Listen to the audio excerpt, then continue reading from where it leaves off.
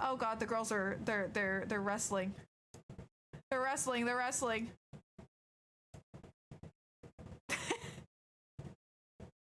They're looking crazy. They got crazy eyes, y'all.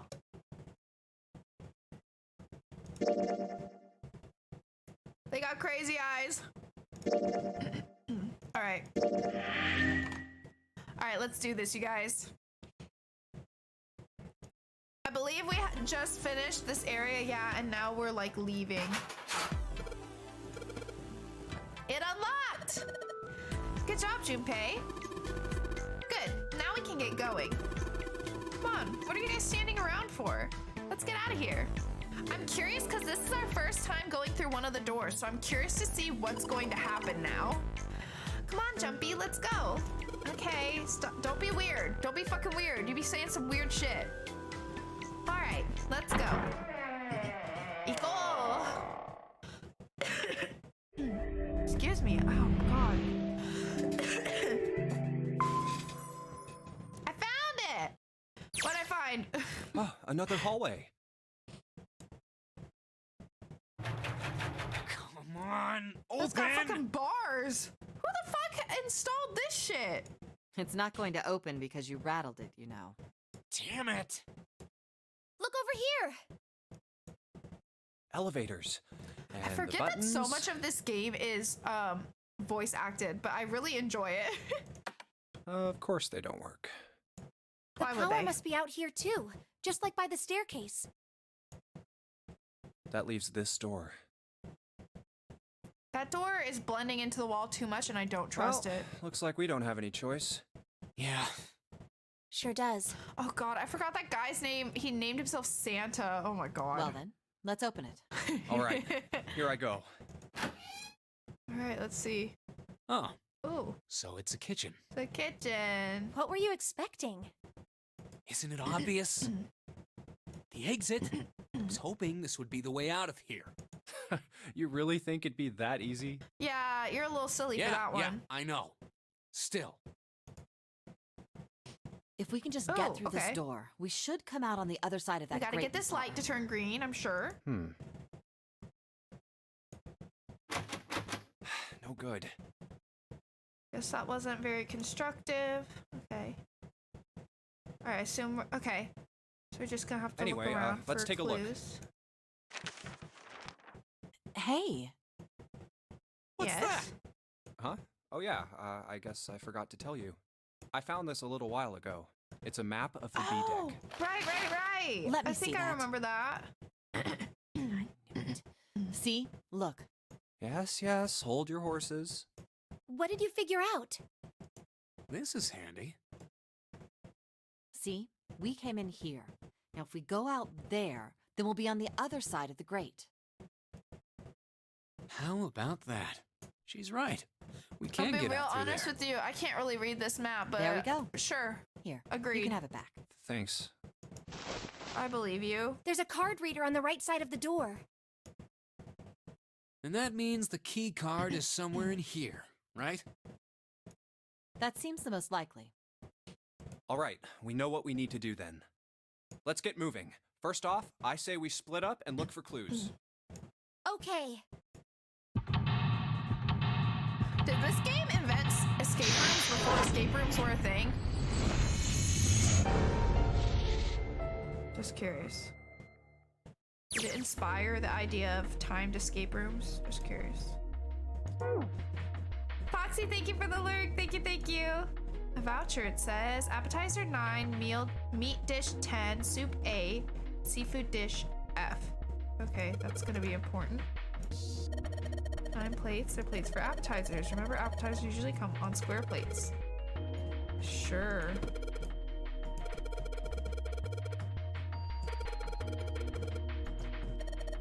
They're soup plates. They're made that way so that soup doesn't spill. Wait, why not just put soup in a bowl? What makes you think a poor college student has the money to do something like that? 15? Oh. This is seafood? Okay, you say so many words for no reason. Okay.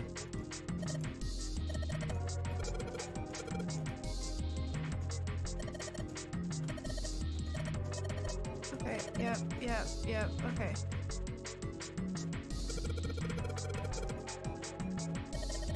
Doesn't match. Appetizer 9, meat dish 10, soup A, seafood, fish F.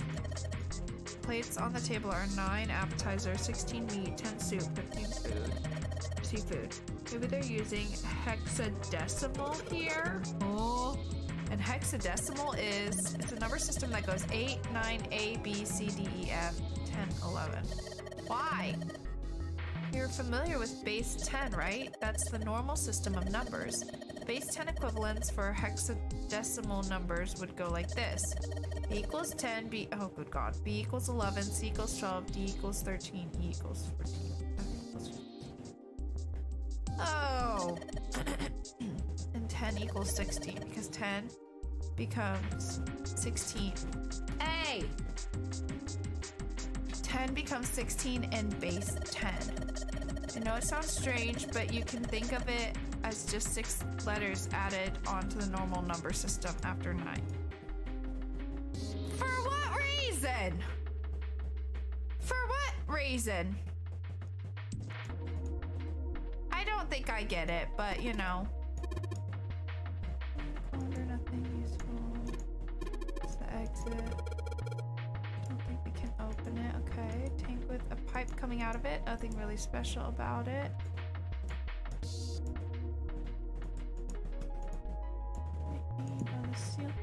Girls, I'm gonna kick you out. Y'all are being way too rambunctious. Some bottles of seasoning here. Oh, what about this one? Oh, so this must give us maybe the code we'll then need. Iron oven looks pretty heavy duty. It's probably industrial quality. I bet you could cook anything with this. Let's have a look inside. Knew it, it's locked. Okay.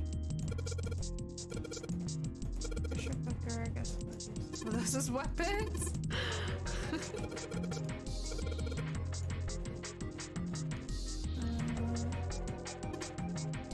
Oh, that's the door we came through. Okay. Gotcha. And what about these doors? It's a bolt and it's really rusty. Will this even open? We won't know until we try. Let's give it a shot. No dice. Alright. What about this one? Oh. Oh, rusty knife. A rusty knife? I don't think we'll be able to use it while it's like this. It's futile. Futile? You know, a waste, useless, pointless. Oh. Any particular reason you wanted to bring that up? Oh, no reason really. I was just thinking about futility. Huh? Why were you thinking about futility? Well, it has something to do with the Titanic. The Titanic? Yep. Have you ever heard the story that the sinking of the Titanic was predicted? Oh, I forgot. She's like a freaking conspiracy theorist. No, I haven't. What is it? Actually, I shouldn't have said that, so I don't have to In listen to her talk longer. 1892, 14 years before the Titanic sank, a novel was God. published. It was called Futility. It was written by an American novelist named Morgan Robertson. The story was about a big cruise ship colliding with an iceberg and sinking. Of course, if that was the only similarity, there wouldn't be any reason to mention it. It wasn't, though. The name of the ship, its nationality, course, departure time, size, displacement, maximum speed, number of passengers and crew, the number of lifeboats, even the location of the accident itself, and the cause and the location of the damage. Everything matches the Titanic almost exactly. It was almost as if he'd seen the whole thing happen. But this book was written 14 years before the Titanic sank. But that's not all. It wasn't just futility that predicted the sinking of the Titanic. There were 2 other similar stories written by a man named William Thomas Stead. both of them before the accident. One in 1886 and one in 1892. Stead wrote 2 stories that had striking similarities to the Titanic disaster. In one, 2 ships collided. Many of the passengers died because there weren't enough lifeboats. In the other, a ship collided with an iceberg and sank. I don't know. I mean, I'll give you that it seems a little weird, but I'm pretty sure it wasn't too uncommon for ships to hit icebergs back in the day, or even other ships. Right, I knew you'd say that. Oh, of course you did. But what if Stead had some sort of special powers? To be more specific, what if he had the ability to do automatic writing? What? Automatic writing? Wait, are you talking about when someone's possessed by a spirit and then they write a bunch of stuff without knowing what they're writing? Yeah. What do you mean, yes? That stuff's a load of bull. This is like the first time I've played a game where the side characters are crazier and stupider than I am. But Jumpy, you said you believe in curses. So Come on, that doesn't that's mean I have to totally believe in all of them. Okay, let's say, hypothetically, that automatic writing isn't a total load. These guys still couldn't have predicted the sinking of the Titanic. When this Stead dude wrote his thing, nobody had died on the Titanic yet. Literally. So if automatic writing is about being possessed by dead people, who the hell possessed him so he could write that stuff? That's not it. Okay, are you gonna answer the question or not? What's not it? Stead wasn't possessed by a spirit. He was doing the possessing. Huh? That doesn't answer anything! What are you smoking? Literally! William Thomas Stead was a passenger on the Titanic.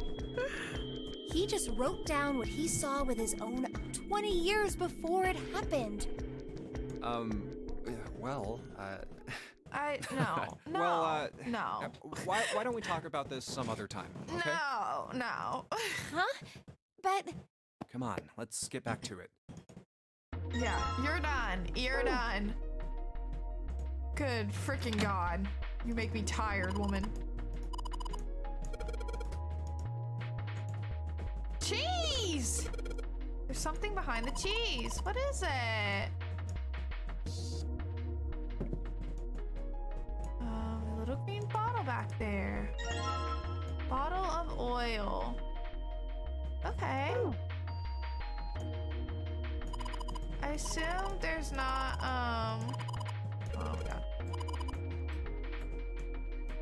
She knows like way too many random facts. I'm not here for it, I gotta tell ya.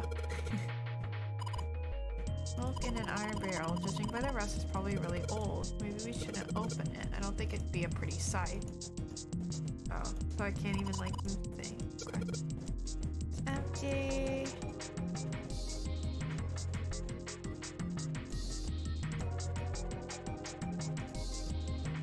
Okay. What's this? This pot looks like it's made out of silver. I bet drinking tea from this pot would be really yummy. Spending a day off with June drinking tea. Could such a day ever happen for me? Jumpy? Oh, nothing. We don't really need hot water, so we should be moving on. Okay. With a lot of notes, they got a bunch of stuff written on them, but it doesn't look like a code or anything like that. Okay, so I imagine this is telling us... do you remember what I told you? I think so. Well, oh God, why? Okay, wait, so you said A is 10? So A, B, C, D, E, F. So... does that mean F is 16? Is that right? Was it A is 10? I can't, oh God, I can't remember. Or was A 11? Oh wait, no. No. No, wait, yes, I think so. Oh God, I think so. So if it's 16...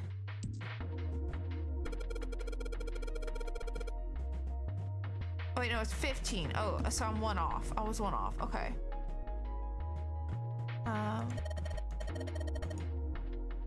sure.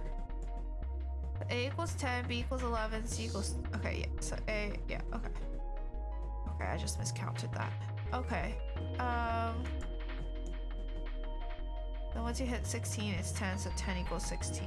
So then that means 11 equals 17? 8, 9, 10, 11, 12, 13, 14, 15, 16, 17. Okay. So,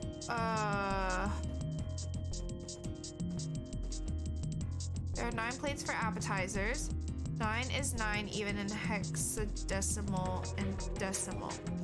Okay. There are 10 soup plates. 10 is A. Okay. So 9A. Says F on the voucher. Wait, but I think that... Okay. So 9AF. 9AF10?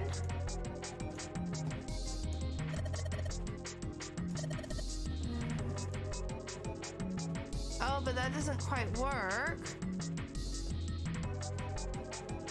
Because we don't have A or F. It needs to be numbers and then either C. I don't get the C or E part, really.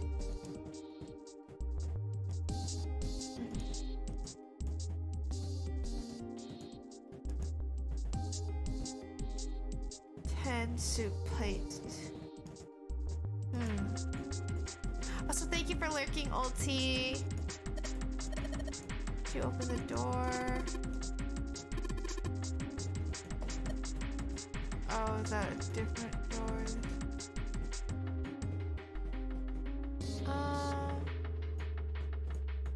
I also wonder what I do with these items, though. Hello, Spy. Hello. Welcome in. Oh, wait. Oh, shit. There was more I could turn. I didn't even realize. My bad. I did your favor. I knew you'd just piss and moan, so I did it for you. I didn't recall asking you to do anything. Hey, Daddy! Hey! Oh my God! Daddy! Hi, Play-Doh. How's it going? We're trying to be smart again. It only can go so well for a girly like me. Thank you for getting your daily mint. The sink, it's still got water in it. There's a couple plates in there, but I don't think they're gonna help us much. What's this? Whetstone. Oh. Sharpen that bitch. I remember the hexadecimal plate stuff only matters later in this puzzle. I don't remember anything else. Yeah, I tried. I thought it was gonna be for that code on the thing, but it doesn't have the right letters, so guess that's not it. I also, though, did not realize that this room, I could look even further than I had already, so we're continuing our search now. What's this? It's going... do you think this was all part of Zero's plan? Probably. Kind of hard to believe there's a chef on board somewhere. Well, you know.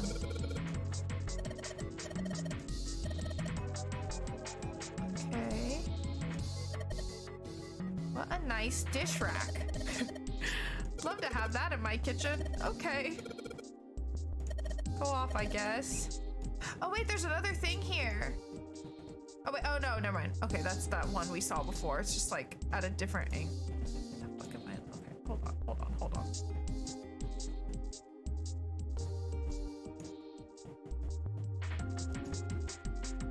Oh, okay, so I'm seeing what's across from it. So I'm seeing what's over here out of my view. My God.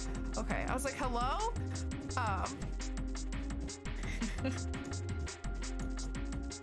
The conversation in these games are so random.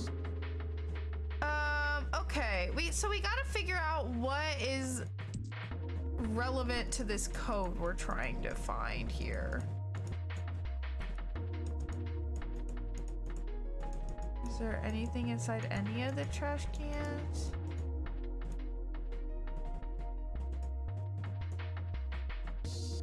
Those don't look about the same.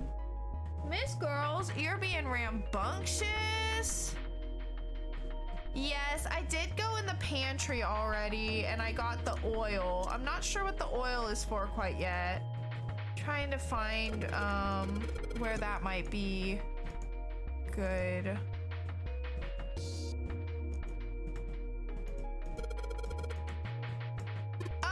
Oh, I guess here. Oil it up. Oh, hey, let's go. All right. That was kind of an accident, but I'll take it.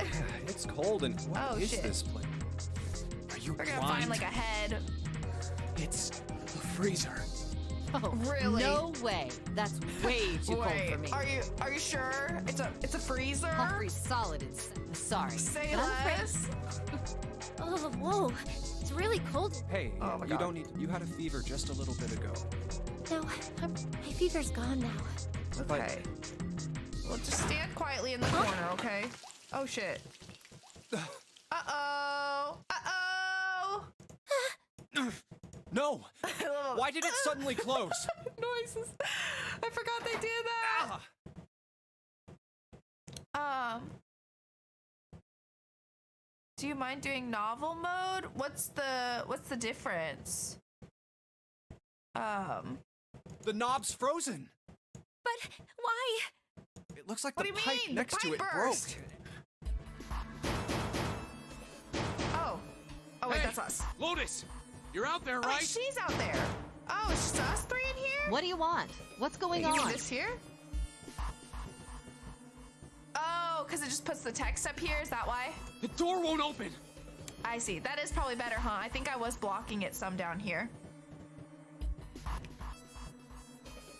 Try opening it from that side, please.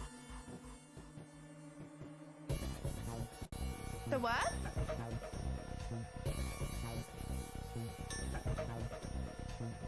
Like it has narrator text on Nintendo DS original. You mean by clicking it? No. Yeah, I know it's from the DS. I saw that. Fine. If you say so. Hold on.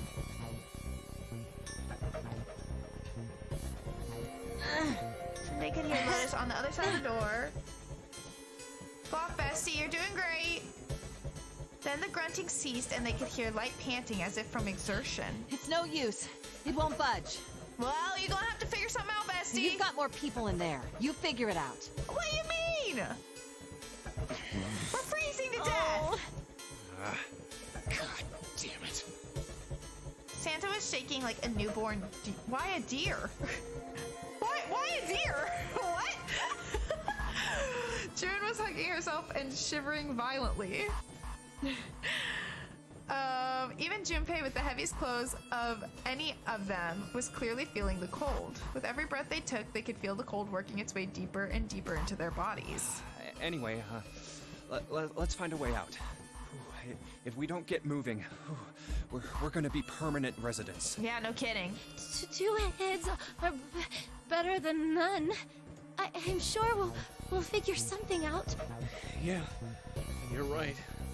We Let's gonna just have take a good to. look around this room, okay? Right.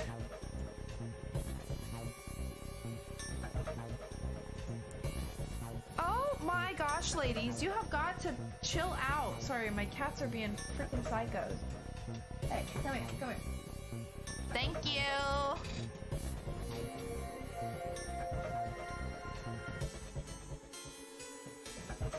Escape room within an escape room, truly. Ooh, fishies. Oh, what's that? Dry ice. Okay, sure. Junpei picked up the dry ice with his sleeve so as to avoid burning himself. Dry ice is just frozen carbon dioxide, right? Yeah, it is. I wonder how warm it has to get for it to turn back into gas again. Hell if I know. How is that gonna help us anyway? Oh, well, I figured we might be able to use it to get out of here.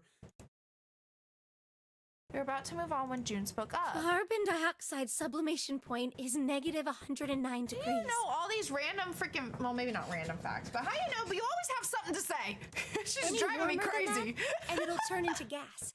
any lower, and it becomes a solid. Iris. Oh, how do you know that? Despite my looks, I'm the clean... Oh, the queen of random knowledge. Yes. Looks bad to mess up when you're showing Wikipedia off. GF. Oh, you're so cold your mouth's going numb?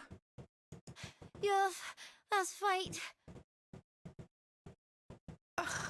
You're just doing that on purpose, aren't you? June giggled and did her best to hide her guilt. At least, she was still feeling good enough to joke around, Junpei told himself. Come on, She's guys. feeling good enough to get on Don't my you think last that's nerve. That's what she's kinda feeling good weird? enough for. I wonder why it doesn't turn into a liquid first. Santa was now shivering at an astounding rate, but his curiosity seemed unaffected. Junpei, he wanted out of the freezer now. I want out of the freezer. How the hell For would I sure. know? And how the hell is that going to help us get out of here? We don't have time for this crap. But it can turn into a liquid. Junpei stopped mid-sentence, surprised by June's interjection. Carbon dioxide turns to liquid if you put it under high enough pressure. Down, Iris. Down. Thank you. This isn't really a good time for a chat about science. But I was wondering the same thing. Wondering what? Wondering why carbon dioxide doesn't turn into a liquid unless it's under pressure. Right? It just seems weird. Water's a liquid between 32 degrees and 212 degrees. So why isn't that the case for carbon dioxide? H2O and CO2 are pretty similar. I am not No, a they're science not. girly. They're I don't totally need different this. substances. Look, First guys, math, if we now keep this up, we're science? just gonna freeze to death. You good with that? You want to die talking about sublimation and gases? Because I sure as hell don't. Like, what the hell? Now let's get back to work. Assuming you don't want to end up like a pair of ice sculptures. Junpei turned around, the problem dealt with. Oh, but Okay. Jumpy, What? there's a kind of ice that doesn't turn into liquid when it goes above 32 degrees. I heard about it. Its melting point is 96 degrees. Ice with a melting point of 96 degrees? You mean there's water that freezes at 96 degrees? Yeah, well, you could also look at it as ice that won't melt until it's 96 degrees. Water that freezes at 96 degrees? Ice that won't melt until it's 96 degrees? That's interesting, sure. Junpei had to So ask. what's this ice with She's a gonna melting tell point me of 96 anyway, isn't degrees she? called? I heard it's called Ice 9. Oh, here we Ice go. 9? Originally, Ice 9 was a made-up substance invented by a science fiction author. But recently, scientists have discovered that such a substance actually exists. Wait, hold up. So is this thing called Ice 9, or is it water? Like I said, if the ice is over 96 degrees, it'll be liquid. If it's under that, it'll solidify. So you could think of it as a polymorph of H2O. Here, Oh, my brain. think of it like diamonds and graphite. They're both made of carbon, right? But depending on the structure of the crystallization, the hardness and structure are completely different. So you're saying normal water and this Ice 9 are like that? Yup. Have you heard the story about the crystallization of glycerin? Hold on. I need this. For 150 years after the discovery of glycerin, people cooled it, warmed it.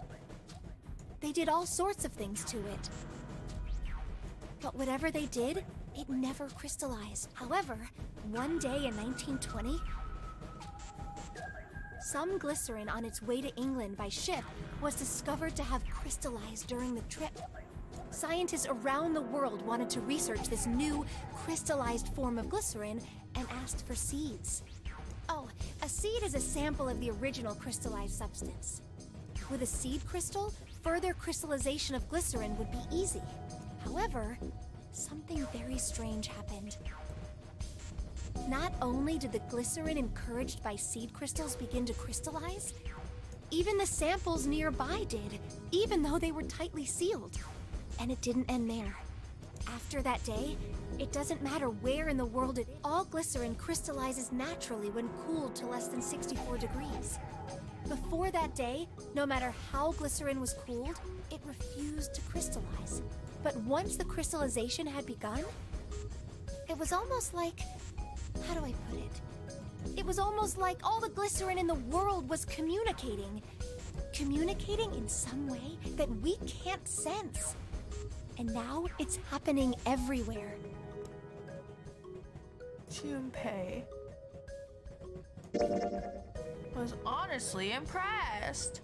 It was, in fact, a pretty interesting story. My Wow, brain hurts. That's pretty interesting. But, what does that have to do with Ice 9? To his surprise, it was Santa and not June who answered. What she's saying is that it's a lot like Ice 9. What happened, I mean. A lot like? Oh, that would be bad. If water everywhere started freezing at 96 degrees, man. It'd be the end of the world.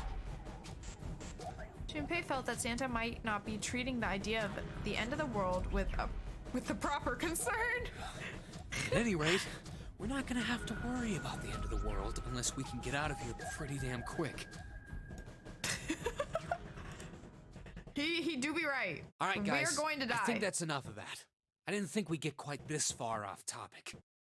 I mean, I know I'm kind of at fault here, but Yeah. we can't be screwing around anymore. Yeah, we gotta get out of here. Seriously. That's what I've been trying I to might go by the say. name Santa right now, but I didn't grow up in Iceland. I freaking hate the cold. So let's get cracking, all right? We gotta find a way out of here. Santa stomped off, clearly doing his best to pretend the cold wasn't affecting him. Selfish, isn't he? Still, Santa was right, and it was high time they got back to their Ice 9 is search. interesting and all, but we can discuss it more once we get out of this freezer. Junpei looked at June, nodded, and resumed his search of the room. My god, that took forever! And for what? Oh, yeah. Okay, we already looked in there. What's that? Frozen solid, this pork. Seems like it. What's this thing? It looked like a tag or something.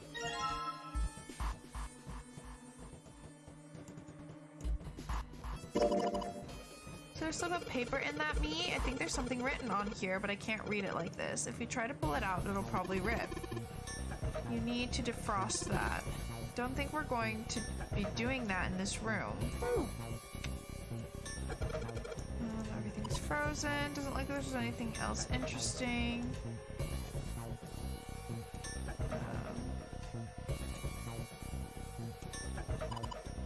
Seems covering something. It's frozen solid. I can't flip it over. Can't hit it hard enough to break it. Maybe it just needs more of a shock, you know? More of a shock. There's water dripping from this pipe. It looks like when the pipe burst, the water hit the doorknob and frozen in place. This water actually seems almost warm. Okay, so you're saying it's the Ice 9 or whatever?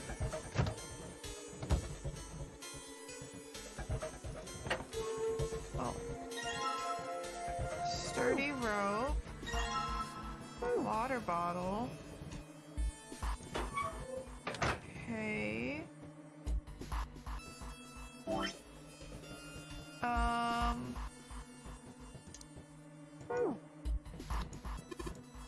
Hey Junpei, didn't you find some dry ice earlier? There's warm water coming out of that pipe. Warm water and dry ice. What do you think would happen if we put that stuff in a sealed container together? I don't know, let's find out. Uh-oh. How do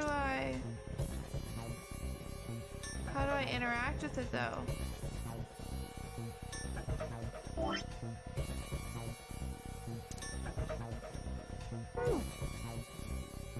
Because I think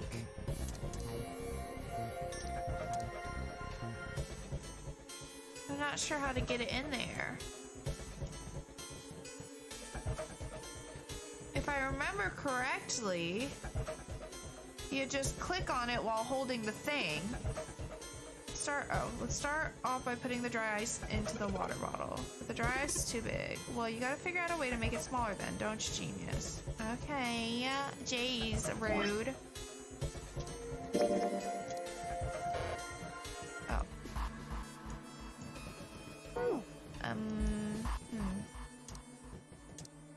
Maybe this? No.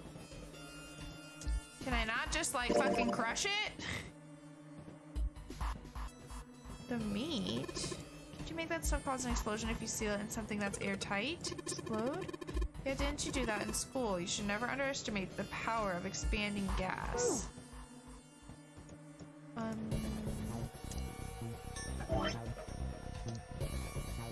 So you're saying use this?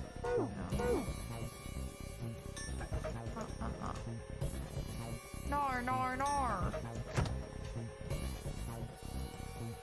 Oh, I can grab this too. Oh. It's really hard. It's frozen stiff. Can you say that again? Say it again. It's...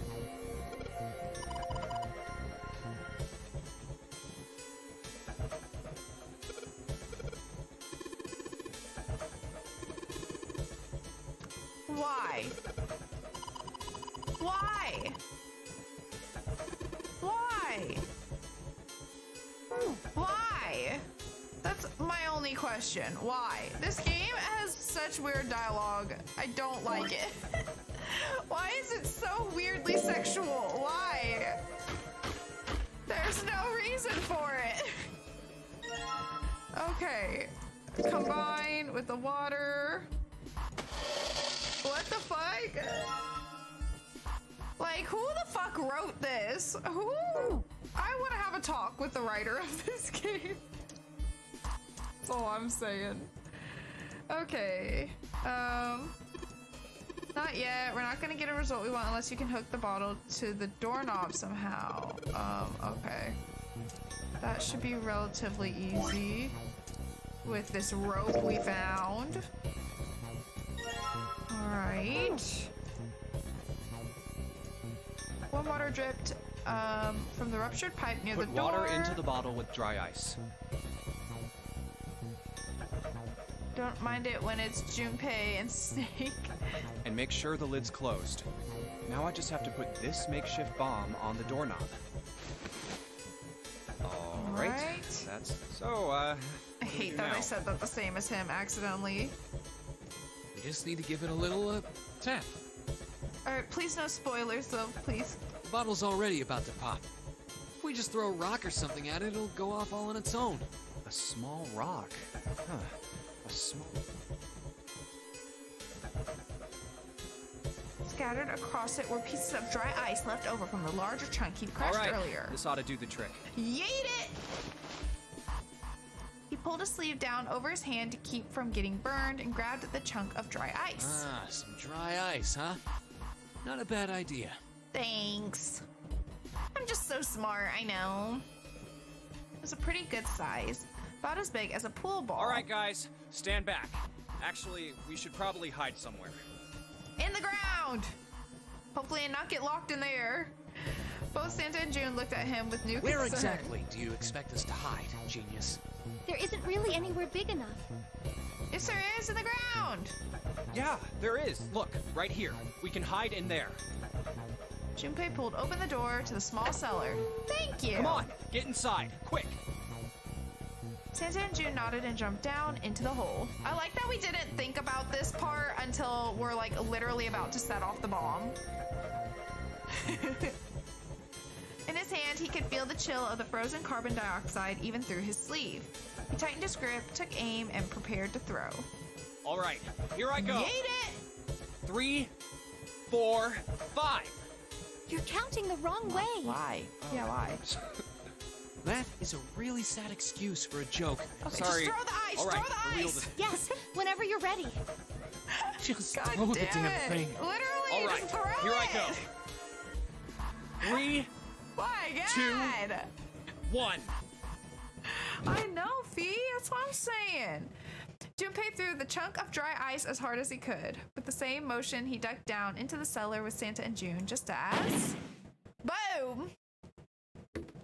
Imagine it doesn't break the door open.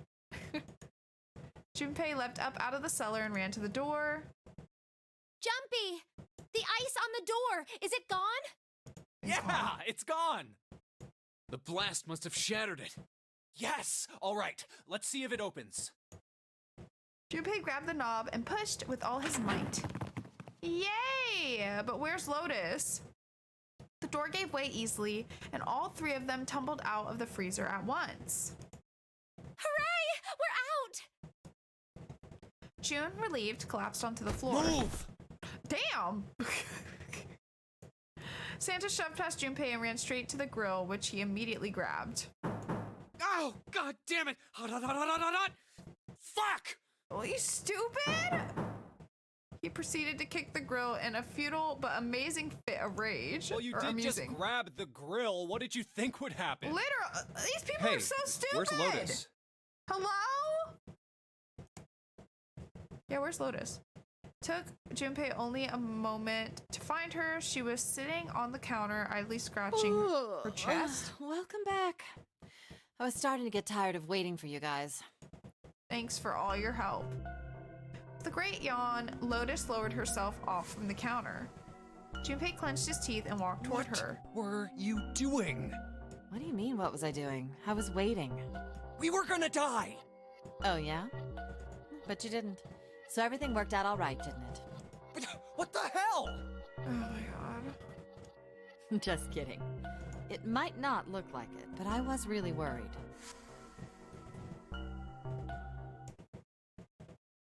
Oh, don't give me that crap. I'm telling the truth. I mean, if you died, then I'd be in trouble too. If you died, then I'd be stuck here, and I'd die too. See? Uh-huh. I did all I could. Did you though? I even looked around to see if there was anything I could use to pry open the door. Did you But I though? couldn't find anything. You could have So, at least all I could do was communicated wait. that. I mean, what else did you want me to do? Call the cops? It was true that there wasn't much she could have done, but something about her Exactly. It's about the way she said it. Junpei gritted his teeth. Fine. But there's one thing I have to ask you. What's that? You didn't close the door, did you? Yeah, good What? question. You think I closed the door on you? A little bit. Why would I do something like that? It closed on its own. I told you before, if you die, then I die too. Yeah, Not necessarily. It seemed that an accident was the only explanation for the door's closure. If she really wanted to kill us, all she had to do was bar the door from the outside. I mean, that's true. But she didn't. Well, she didn't do anything. She's only lazy, or negligent at least, not an attempted murderer. You don't know that for sure. Junpei swallowed his anger and did his best to apologize. Well, I'm sorry. I'm sorry I doubted you. Oh, yes, well, that's all right. As long as you understand. Lotus looked away and twirled her hair between her fingertips. His vengeance against the grill complete, Santa swaggered back towards Junpei and Lotus. Hey, no more screwing around, you two. Break time's over. Yeah, that's rich coming from you. Especially for you, lady. You've just been sitting on that fat ass of yours while we were freezing to death. What the fuck? How rude! I was plenty busy. Yeah. These people How are about you put all that out of energy into fucking something besides pocket. bitching. Let's go. Again, I have to wonder about the writing here. Who wrote this game? Who wrote this? What the fuck? I'm a little bit unsure where to go from here, though. I know we need a code for this thing over here. Oh, right. We need to figure out... This probably has some answers for us. What's that? It looks like there's a piece of paper inside it. If you pull it out, it might tear. Maybe you can melt it if you put it on something warm. Oh, so put it on the thing. Yep, okay. We can put it on this thing here. Guess I'll put this meat on the grill. Grill it! Hey, what are you doing? What are you gonna do if the paper burns? What Come on, it'll be fine. Well, what else do you want me to do? Sit and let it thaw for hours? Like, what do you want from me? I mean, it's not like it's gonna burn right away, right? We just gotta keep an eye on it and the paper will be fine. Well, they can argue all they want. I'm gonna keep an eye on this pork. Cool, looks like it's about time. Wait, why is it like red? Shouldn't it be turning white if it's cooking? I'm gonna try taking the paper out. Jumpy, be careful. Sweet of her to care, but I know what I'm... Ouch! See? I told you. Hey, what the hell are you doing? Hurry up and take the paper out. It's not coming out. The thing's frozen stiff. I can't get it out. I'll flip it. So are we going to have to cut the meat? Yeah, it looks that way. All right, well, not to worry. We have a knife. Now that I've sharpened the knife, I cut the pork. All right. You better not have cut the paper. Awesome, Junpei. Thanks. Now we can cut out the paper. Okay. C plus 10 plus F. Okay. That gives us answers for our code, right? I need to remember how to do the numbers, though. Oh, I hear them playing with their bell ball. Okay, so C plus 10 is that another plus? That's another plus, right? Plus F. So 10 is 16. F is 15. So we got 31 and then C. Okay, so, oh. Wait, did I say 31? 31. Okay. And then 41, 42. Or hold on. But isn't my thing? Well, I guess it could be digits. I guess it doesn't tell us how many digits we need.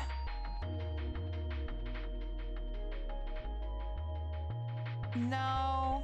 There's no way to know how many digits we need, so maybe it is only a 2-digit number, but that just feels kind of weird, doesn't it?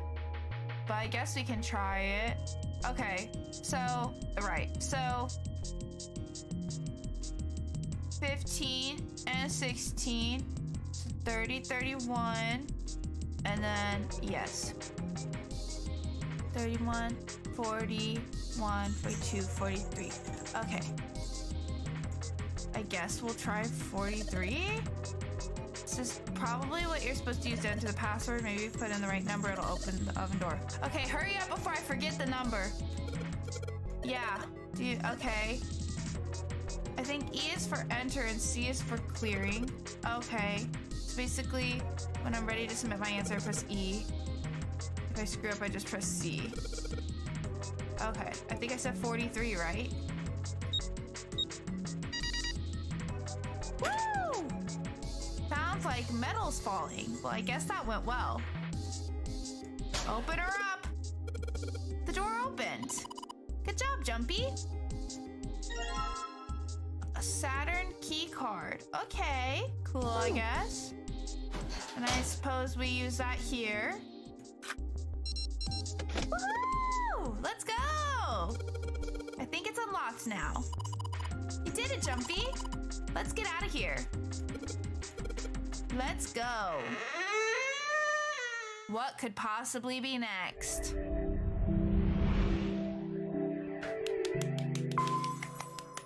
Woohoo! All right, I'm glad that we remembered that paper in the meat because I was like, otherwise I have no idea what I'm supposed to be doing here.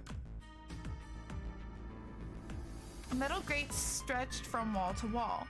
Beyond it were 2 elevators and the entrance to the kitchen. The elevators are over there, so that means... We went into the kitchen through that door and came out on this side. Ah, that scared me. Looks like. Then let's use it to plan our next move. Next move? Yeah, we need to decide where to go from here, don't we? He's right. Let's get started. From the looks of it, there are 4 possible this routes. Let's just keep it simple and call them A, B, C, and D. Okay. First, A and B. They both seem to connect to a room that looks L-shaped. Yeah, there were 2 doors. But they were both locked. We couldn't open them. Now, Route C. This goes all the way to the main staircase. That means it's door 5, one of the numbered doors. Then do you think we would meet up with the other 4 after this hallway? No, I don't think we will. Why not? Look, there by the stairs. See how the gate is open? When we went into the kitchen, it was closed. But it's open now. What do you think that means? They opened it. Most likely. And if we take Route C, we're going backwards. That would be pointless. Then that means Route D! They all looked at the staircase, its lazy curve leading down, deeper into the ship. Route D, then. D it is. Yup, Route D. then we're set. Let's go! They jogged down the stairs until they reached the C deck. Everything looks okay here. Let's check the next deck just to be sure. Okay. Yeah, Oh, just like I there's some thought. water. D-deck is totally underwater. Just like the bottom of the central staircase. The water gazed back at them, its smooth surface like a great mirror. At least the water level hasn't really changed. Small comfort. May as well head back to C deck. What else is here? Oh no, it looks like a There pretty are big 2 floor, elevators over honestly. there at the top of the stairs. Just like the floor above. Hold on. These are kind of different.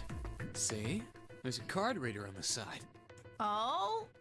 Another strange mark. Hey, look! It's Lotus's symbol. Huh? See? It's the woman symbol with horns on it. That seems like... My horns. Oh, ouch, ouch, ouch, ouch, I just get fucking, like, punched. I probably deserve that. Damn, she began to shake him violently and he thought he heard a low growl coming from her throat. What was that about the mark again? Nothing. Keep your mouth shut, boy. Such violence. Junpei began to wonder if she was not the devil. Oh, calm down. You're so dramatic. With an uncomfortable smile, June spoke up. This is a Mercury symbol. The horns symbolize the wings on Hermes' staff. Hermes herpes, whatever. Oh, what? If we can't get this thing to work, these elevators aren't going anywhere. In other words, we need a key card with the Mercury symbol on it. Probably. I would say so. I guess Not we can't probably. get I on would say yes. I think. Let's just I think disregard so, the yes. elevators for now. How about this hallway on the left? Oh my god, Whoa, it's a long there's hallway. so many doors. They weren't sure how many, but certainly enough to be discouraging. Damn it. If we try and search all these, Keep the trying to sun's not gonna have go my down mouse like before on we've done someone's half of face, it. and each time I move it, someone's face ends up below it. I think the sun already set. I have a feeling this ship is the only thing that's going to be going down anytime soon. That's even worse. Well, we can come back to this hallway later. Let's check the hallway on the other side, shall we? Time to head back to the stairs. All right. To their right was a small And now hallway. the right hallway. Quickly, they headed into it. Oh, okay. It was approximately the same size as the alcove in front of the stairs. The hallway led toward the stern, and at its end was a set of double doors. There are doors here too. Well, I guess it's just 4 this time. Let's open them. All right, let's start with this one. Open her up! Junpei nodded and grabbed the one closest to him. He gave it a small tug and felt it move. It isn't locked. I'm going to open it. Thrilled to have found an unlocked door, he threw it open. What we got? What we got? Junpei didn't know what to make of what he saw. What? Oh, okay. Oh, all right. Interesting. Lots of beds. He simply stood, unable to speak. The others simply stared, open-mouthed. After a few long moments, Santa managed to speak. What the hell is this? This place is huge. A massive room stretched out in front of them. More a cavern than a room. Its vastness was oppressive, and it bore down on the 4 companions. It was not empty, however. The entire room was filled with lines upon lines of beds. Oh, there are beds everywhere. They were simple things, little more than pipe and thin mattresses. Is this a hospital? He had at last been able to put a name to the harsh scent that pervaded the room. It definitely has the smell. Could be. I see medicine cabinets and surgical tools. Goody. Hey, look there. The 4 doors at the end. But why does one of them not have numbers? 3 of them were emblazoned with large single-digit numbers made with thick red paint. The left door says 3. Literally. The second door is blank, but the third has a 7. And the rightmost door is 8. There's no doubt. Do they all They're have a numbered thing doors. next to them? I wasn't looking at the other 2. Why is the second door blank? That seems kind of strange, don't you think? I'd say so, yeah. No point worrying Okay, yeah, about it they right do. now. Let's see if these will open first. Interesting. Yes, that sounds like a good plan. Junpei headed towards the doors, weaving his way between the beds. He started with door 3 on the left and moved to the right until he until he reached door 8. Well, they're not. The ones with the numbers aren't going to open, you dingus. They got the things on. They got the sensors on them. Oh, it's no use. Come on now. We know this. Well, of course. If it was that easy to open these doors, what would be the point of the notary game? We have to activate the red, or the numbered doors won't... Wait a minute. What's wrong? Look, the display on the red. There's nothing on it. Huh? Don't you remember? The red at the central staircase? If no one was inside, it said vacant. Oh yeah, you're right. But this one... Don't say anything. There's nothing on it. Mysterious. Right? I wonder if it's broken. Only one way to find out.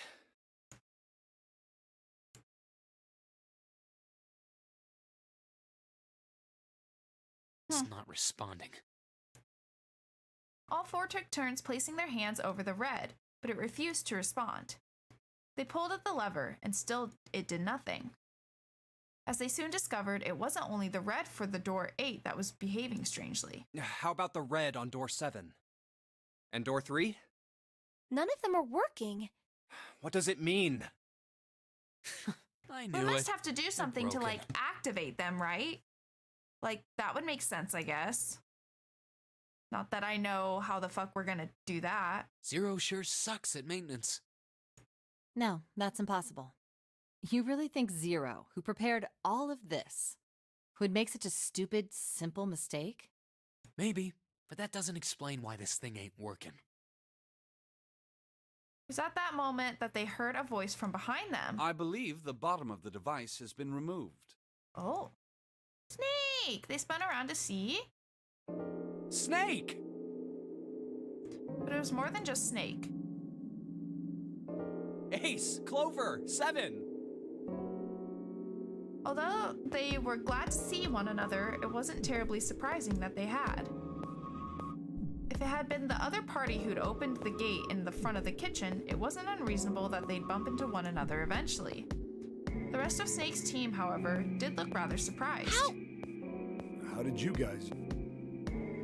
you end up here? That's my line? Perhaps we should exchange information. After a moment of silence and surprise, everyone suddenly began to talk, desperate to exchange information. They talked about the rooms they'd been through, and how they'd ended up in the same place. Of course, none of it was very useful information, but that hardly mattered. They were happy to simply see one another again. Although the level of cheer varied greatly from person to person, each one of them was wearing some manner of a smile. Almost as though they had already forgotten about the death of the 9th man. No, thought Junpei. Perhaps that wasn't it. Perhaps thoughts of his death were what drove them to smile at one another. Not in a morbid or hateful way, no. The 9th man had died, but they were still alive, and that was something to be happy about.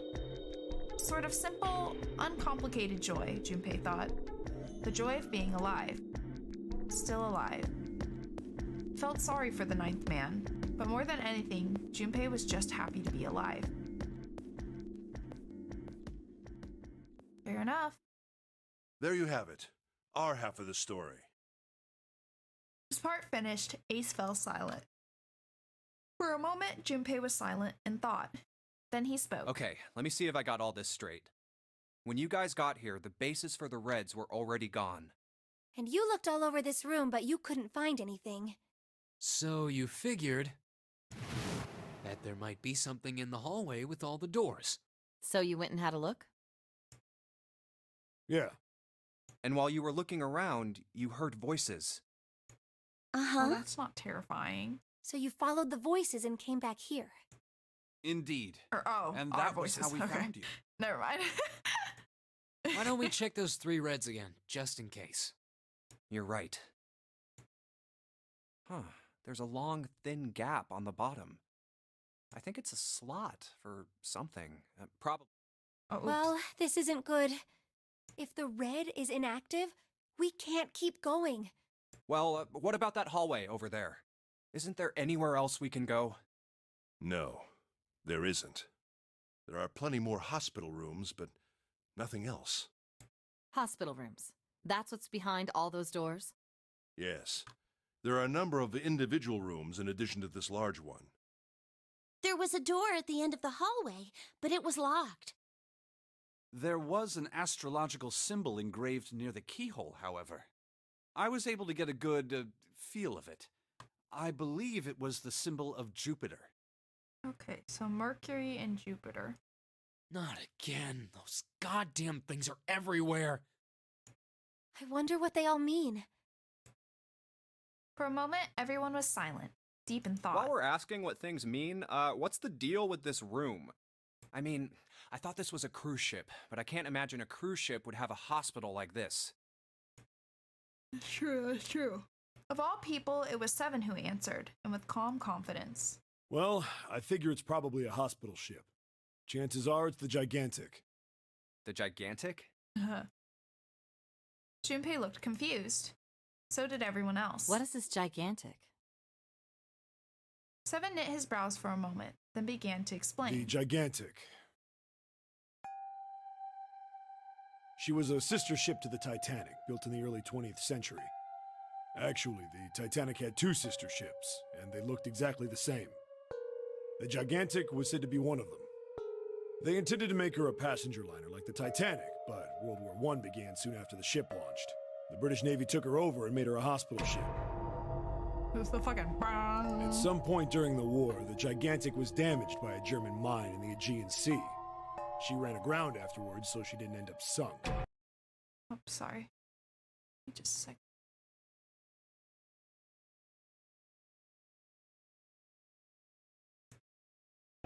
What happened to her after that?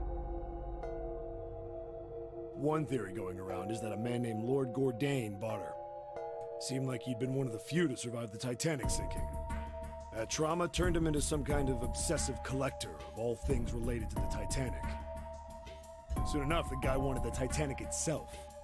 Which was impossible, of course. It's stuck at the bottom of the Atlantic Ocean. Naturally. But the Gigantic wasn't. And seeing as she was identical...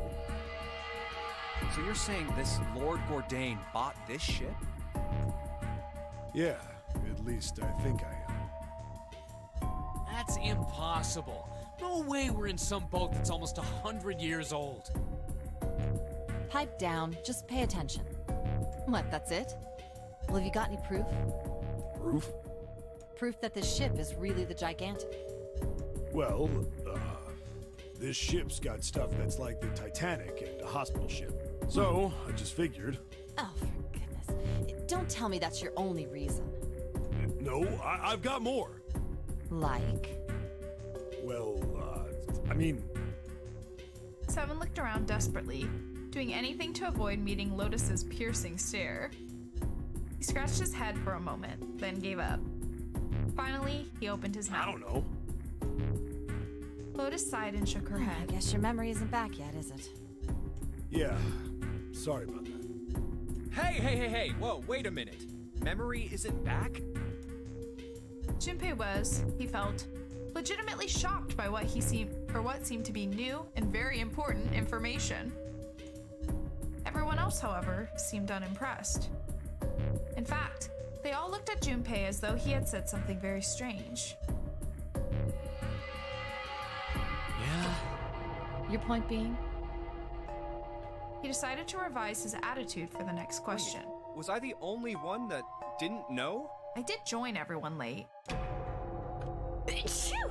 Oh, goodness, bless me. Why? Oh, yeah, I guess I didn't tell you, huh? I told the rest of them before we ran into you on the stairs. I told them I couldn't remember a damn thing from before I woke up. What? Then, almost as if to save Junpei from further embarrassment,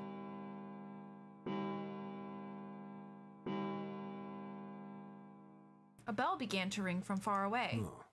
A bell. It sounds like the clock in the main stairway. Junpei counted each chime carefully. 10, 11. Fair 12. enough, bestie, fair 12. enough.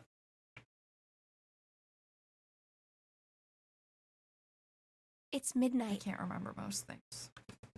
Then we've still got 6 hours left, right? Good God, we are like losing time like it's nobody's business. We don't have any time to screw around. Let's get going. We gotta find the That's missing what I'm parts for the saying. Reds. All these people just talk and talk and talk and talk and talk. There's no sense of urgency. What do you mean find? How Even on now, earth do you there's propose no we do sense of that? urgency. Even as everyone's like, shit, we only have 6 hours left. They're like, all right, come on, let's stop fucking around. Continues to stand here and talk. Like, what the fuck? I've looked everywhere in this room. That only leaves one place to look. One? Well, not just one. Wait. Don't tell me you mean we need to search all of the other rooms. Don't freak out. We've already searched 4 of them. 4 rooms? We just have to split up the rest between the 8 of us. If each of us can do 6 rooms apiece, we'll have the other 48 rooms cleared in no time. There are 48 other rooms? Her earlier experiences had apparently not encouraged Lotus to trust Seven. Seven scratched his head awkwardly. Maybe? Oh my god, who cares? right, Just so look everyone through the knows rooms which until area we're they're done looking searching? through the rooms. Yeah. Yes! Junpei was chosen to search the rooms on the starboard side, moving from 4 to We'll all aft. meet up when the clock goes off again. How about in that room with all the beds? Yeah, sounds straightforward enough. I'll shout if I find any of the components we need. I hope we can find them within the time limit. If we can't, then we'll just have to come up with another plan. Right. Then let's do this. Whoa. The details decided, they left to begin searching. Out into the hallway they went, each to the rooms they'd been assigned. However,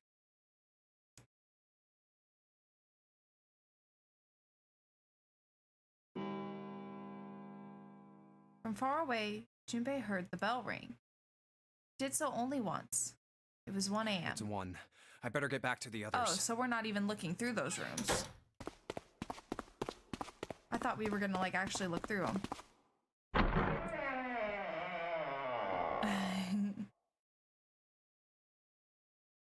He jogged through the entrance of the large hospital room to find 6 of the others already there. Why are they looking so startled? What? Ace, Santa, Clover, June, Seven, and Lotus. They had gathered in front of door number 8. Or perhaps, to be accurate, they had gathered in front of the red next to door number 8. What are they doing over there? Had one of them found the missing piece? What happened, guys? It was June who answered him. Jumpy, look! She was pointing at the red. He pushed through the others until he stood in front of it. Oh. Immediately, he knew what she had meant. Vacant. Junpei sighed. Come on, guys. Who was it? I thought we were supposed to yell if we found it. Well, Junpei wondered why she was hesitating. The others looked as confused as June, but kept their What mouths the shut. hell? What is up with you guys? They all knew something he didn't, and Junpei wasn't about to leave things that way. Finally, Lotus frowned and spoke. Well, that's the thing. We don't know. You don't know? When I got back, it was already like this. There was no one else here. And you didn't yell? That means I was the first one back, but the missing parts were already back in the red. What? Let me see. Why didn't you yell for everyone instead of just standing here? Junpei looked at the bottom of the red again, just to make sure. The slot that had been open in the bottom was now covered with metal. You're right. It's in there. What about the other two? They're the same. Let me take a look. Junpei quickly examined the other two boxes. It's just as you said. Satisfied that they were also repaired, but still very confused, he returned to the others. All right, I just want to be sure here. Nobody has any idea what the hell happened here, right? Correct. None. Someone's lying. Ace and June nodded silently. Seven raised his hands as if to say, not me, and Santa just shrugged. Oh? Lily Clover lowered her head and did nothing. Wait a minute. That was when he noticed. Where's Snake? Junpei swept his eyes across the room a second time, but Snake was nowhere to be seen. Does that mean that he found them? I've no idea. There's nothing to suggest it, but nothing to suggest he didn't either. I don't suppose we'll know until we can ask him in person. Well, whatever he did or didn't do, he's pretty damn late. What the hell is he up to? Maybe he's lost. Yeah, well, that seems likely. Dude can't see. I don't know how he gets around in the first place. Jesus Christ, it's terrible. No! That's impossible! Suddenly, she was shouting. Yeah, my brother's blind, but he's got really great hearing. He can get around as well as anyone who can see. So he couldn't get lost. That's impossible. Was everyone walking around like on their own? Were we not in like little groups? I guess not. Clover had started to shake and the knuckles of her hands had gone white. She spun around, but before she did, Junpei noticed tears welling up in her eyes. I'm gonna go look for him. The words were barely out of her mouth when she began to run. Hold on, Clover. Wait! Junpei cried out to her, but he was too slow. She kept going, and before anyone else could react, she was gone. Well, that didn't work. I mean, I just don't understand. Damn it. I thought, for some What reason, should we I do thought we now? had split up into small groups, but I guess not? Well, the red is working now. I mean, I guess that explains why we came back alone, like everyone else had already returned, but... No! We're not leaving two people behind! We should go look for them! Oh man, this ain't good. Oh, yes, what an excellent idea. We just wasted a bunch of time looking for some piece of electronic junk. Now let's waste some more by looking for a couple of idiots. Then remain here if you feel you must, but there's no time. We've only 5 hours left. Junpei and the others nodded to one another and took off at a run.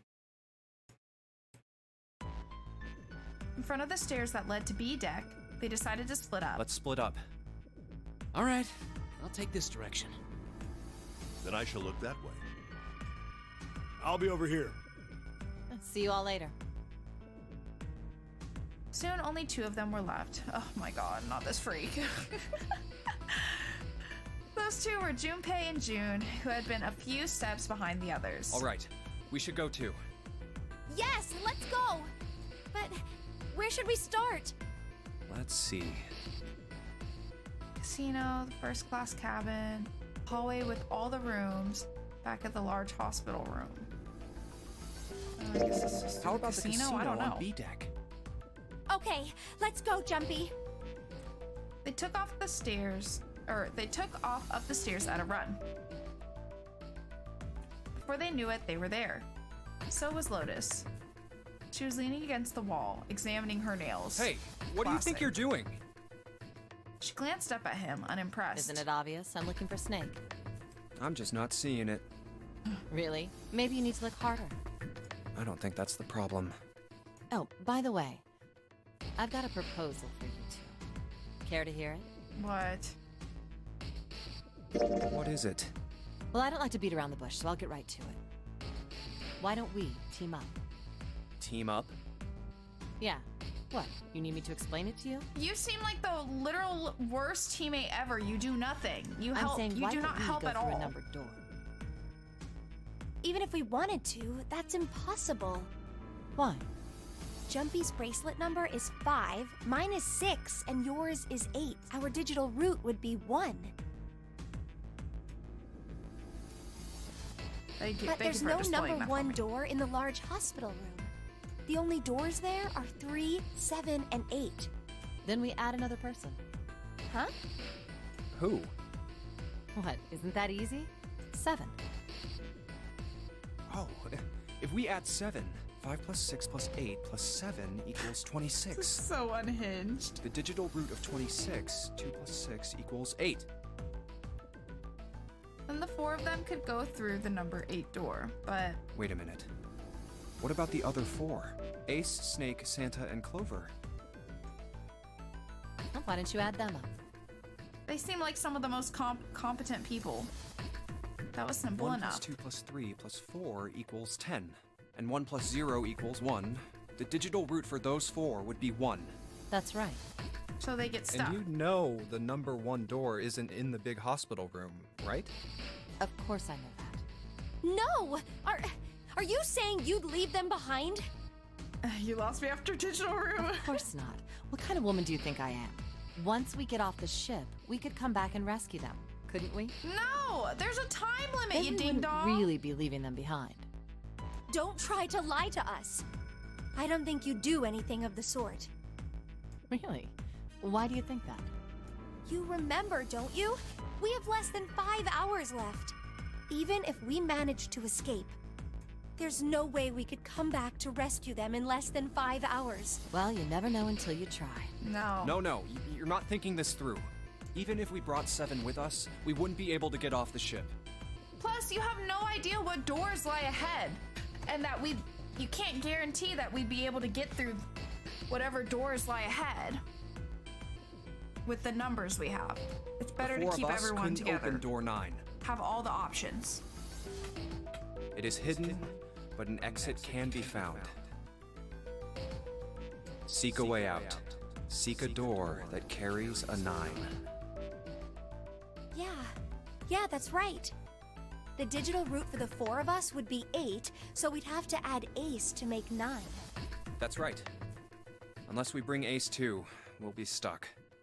Exactly. Lotus scratched the back of her ear. Well, that's unfortunate. Ding dong. Unfortunate. That's all you have to say?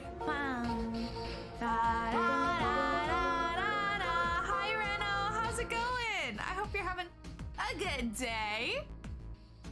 She didn't sound particularly bothered by what Junpei said, nor did she seem particularly surprised. Well, let's try and find another way, okay? Pretty tired today? I feel you. I'm actually pretty EP today, too. I feel you. But I hope you're having a pretty good day otherwise. I hope you can get some good rest tonight. Second month on the job started this week. Oh, nice. Nice. How's the job going? You just, gave me the perfect time to take a snacky break. Which, off topic, but y'all, my bestie Roxy gave me these freaking snack chopstick things. I don't know how else to describe them. And they hook on your fingers, and then so you can keep it on while you're typing or using your mouse or doing stuff. And then you can pick up food like chopsticks with them while you eat, so you don't have to worry about getting your fingers dirty. No Cheeto fingers on your keyboard. And you can still just comfortably wear them. They're so freaking such a life hack. Now I can easily eat my Muddy Buddies while I stream or play games. So far so good. I'm glad to hear it. That's awesome. A way to get out of here with all 8 of us. No, That's seriously, this is the best freaking Are you being invention ever. serious? I'm being so real right now. And you do know that only 5 people, at most, can go through one of the numbered doors, right? The Yes. number 9? I isn't like going that to be an she's exception. lecturing us on how the doors work when she Regardless, forgot These 3 people will get left behind. that with her plan, we wouldn't have the right numbers to get through the final door. Now she's lecturing us on how the doors work. Like, girl, be fucking for real. Yeah, I guess that makes sense. The moment he said it, Junpei felt a chill run down his spine. Thank you for the hydrate. Thank you, thank You're you. skipping over a really big detail.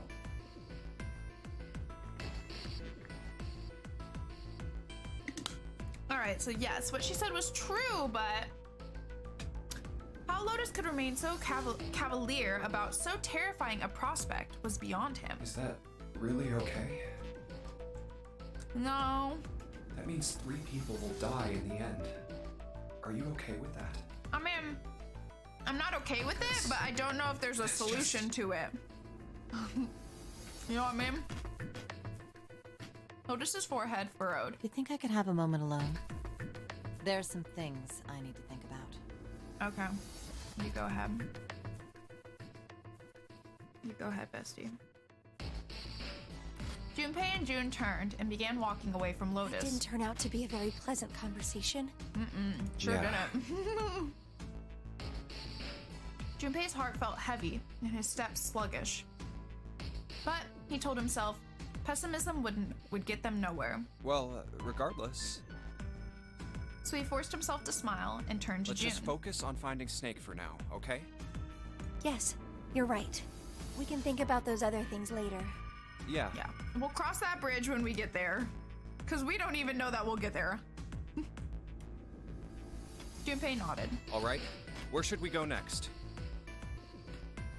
First class Let's go take a look at cabin. the first class cabin. It's really close. Sound good. They turned around and took off down the hallway to their left.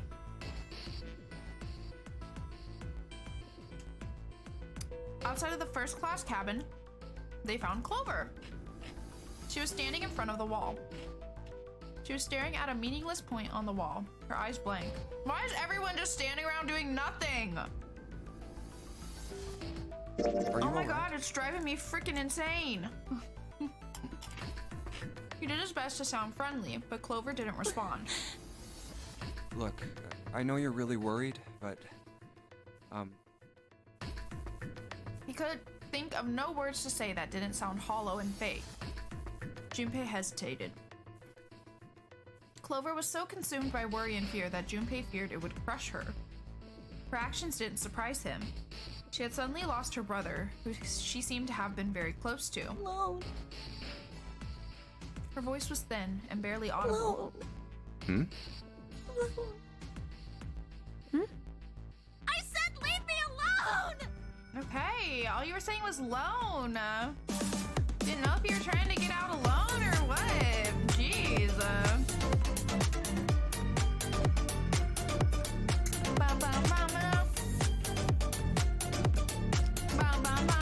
Holy crap!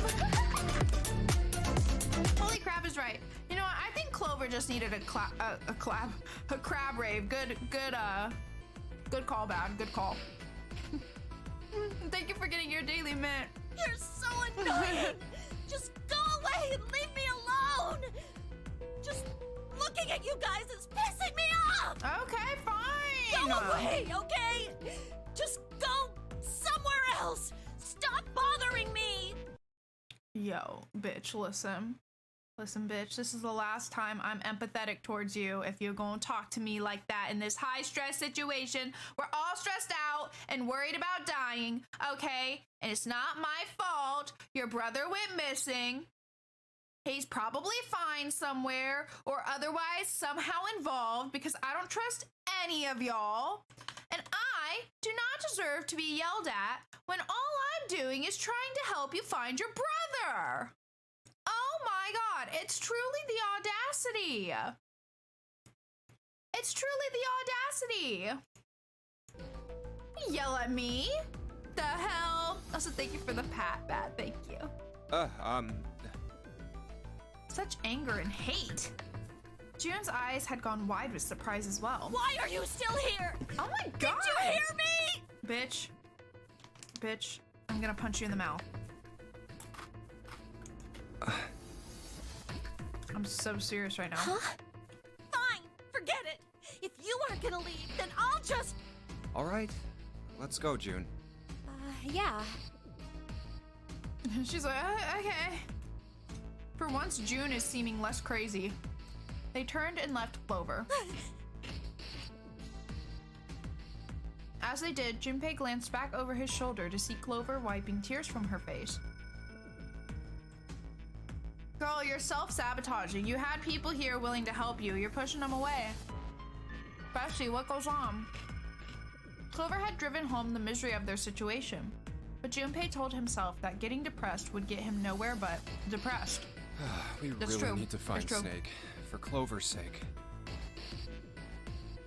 He did his best to push away the misery and depression and forced a smile. So, where do you think we should go next? We just came from the casino, right? Hey, why don't we go back to C-Deck? We can take a look at that hallway with all the rooms. Sorry, I'm constantly chewing. Okay, Eating my let's muddy get going buddies. then. You're so good. Oh, it's Ace. Sup, Ace? Ahead of them, farther down the hall, they spotted Ace. Hey, Snake! Where are you? Answer me if you're there!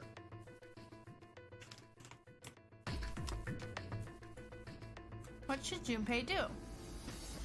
Run to Ace. Let's go. I don't know, is there a downside to me, like, entertaining a conversation with all these people? Or is it just giving you the option for speed running to skip? With June in tow, Junpei jogged up to Ace. Hearing their footsteps, he turned to greet them. Ah, hello there. Snake is... Well, that's obvious, isn't it? Yeah, I'd say I so. assume you haven't found him yet? No. Yeah, doesn't seem like you're having any luck either. I really wonder where he could have gone. Well, wherever he's disappeared to, we must find him as quickly as we can. For Clover's sake. What about just for Snake's sake, you know? What about just for his sake? You know? Right. Why is she blushing? By the way, do you think Clover and Snake are really siblings? Why would you say that? Look at her face, yo. The question seemed somehow odd to Junpei. Why? Well, it's obvious, isn't it? They don't look alike at all. Ace looked at him for a moment. And then Yes, spoke. you know, now that you mention it, they don't. Now that you mention Still, there are a great many siblings who do not look like one another. it's true. It certainly isn't rare. It's true.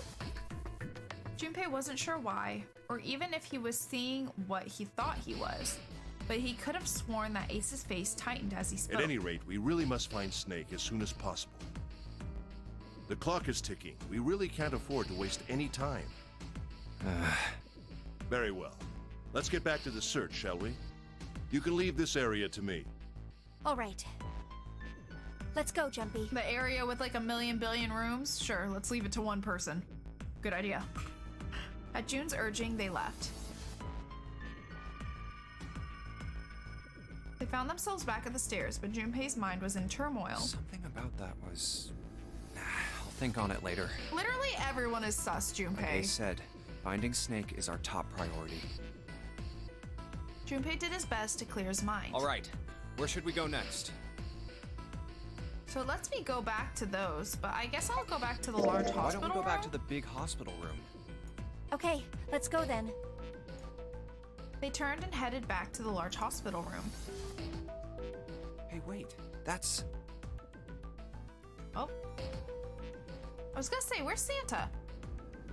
On their way to the large hospital room, Junpei and June noticed Santa standing next to the number 3 door. Santa? Junpei paused. Talk to him. Junpei and June walked up to Santa. What are you doing? What? You can't tell? I'm checking out the red. Why? Is there something bothering you? What? It's not bothering you? Huh? The guts of this red. Why wouldn't you wonder who the hell put it back in here? Yeah, that's true. Well, I'm curious too, but Who do you think did it? Santa's eyes narrowed as he looked at June. She shook her I head. don't know. Well, what about you, Junpei? Who do you think fixed this thing for us?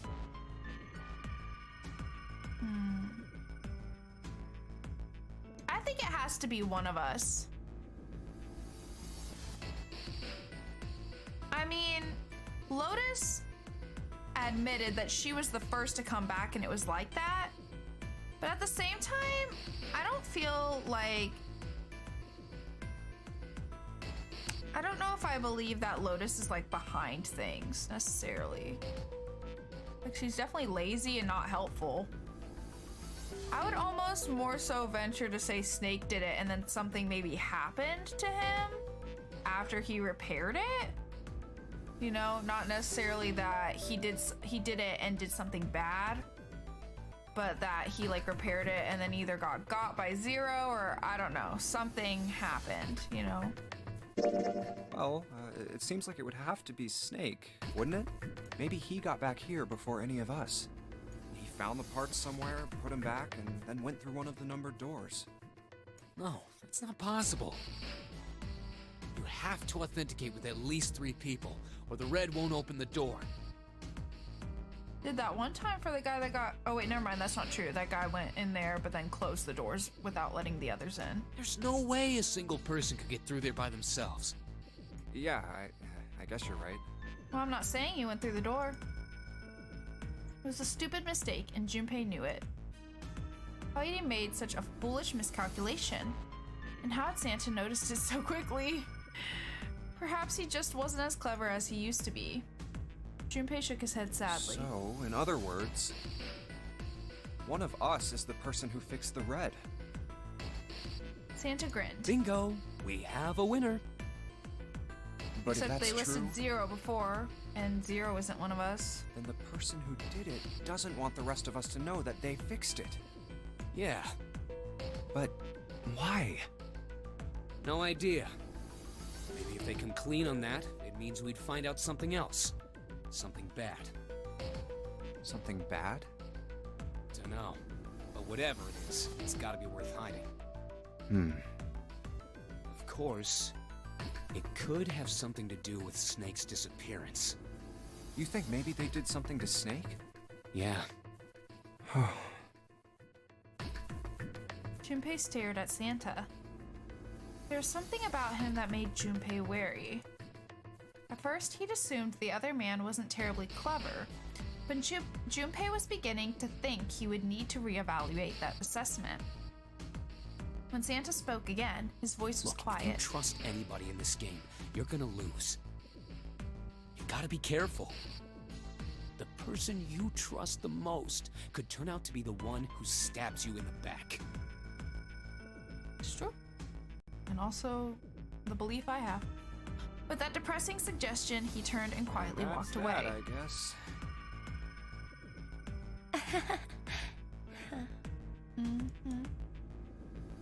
Junpei and June looked at one another and smiled awkwardly. Where would they go next? I mean, I don't know. Let's go take a look around Maybe it lets you go back to talk to people. There's no one here. Let's try somewhere else. Let's go back downstairs and check out that hallway with all the doors. Just in case anything's different, or maybe it does that if you went and Oh, didn't talk to the nobody's here. person and then decided to go back and have the conversation, I guess. Let's look somewhere else. But where? Yeah, I'm don't gonna we say go back that to the big seems to be the case. Okay, let's go. I was wondering why it would let you go back to old don't think places. anyone is- That makes sense, though. What? But at that point, I'm like, I wonder why it gives you the option to talk to people. Like, why not just force you to have the conversation? But whatever, anyway. They looked everywhere they could think of, but Snake was nowhere to be found. Although, then again, now that I was just looking at it, the casino was the only one grayed out, even though we went to more than that one, but whatever. Whatever. I'm sure it's fine. Snake hasn't been anywhere we've searched. Lotus looked around at 6 frustrated faces and spoke. And we can't keep looking for him. Wherever he is, it's not here. We need to get moving. Junpei couldn't disagree with what she was saying. Snake seemed to have completely disappeared. There was no point to wasting any more time. The others seemed to be having similar thoughts, but they stayed silent. Finally, Seven spoke. We don't got a choice. Lotus is right. We're not gonna find Snake. There's a problem, though. We've got to figure out who's gonna go through which door. Yes, I have a proposal. She walked back and forth across the floor, her heels clicking against the wood. Finally, she stopped. Why don't we decide on one person to sacrifice? Huh? Sacrifice? Well, perhaps that's a bit of a harsh word, but yes. You think? You've all figured it out by now, haven't you? We can't all make it through those doors. If we split into 2 teams of 4 and 3 people respectively, then 3 people will be left behind. If we split into 2 teams of 5 and 2 people respectively, then 2 people will be left behind. But if we split into 2 groups of 3 and leave 1 person out, then only 1 person will be left behind. Behind 3 people with 2 teams of 4 and 3.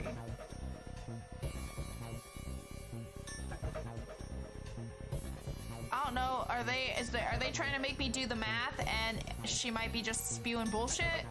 Cause I'm not doing that math. But I'm still unsure about it. Let's see what everyone else. Wait a minute. 2 people get left behind if we split into 5 and 2. And 1 person is left behind if we split into 3, 3, and 1. I got that part.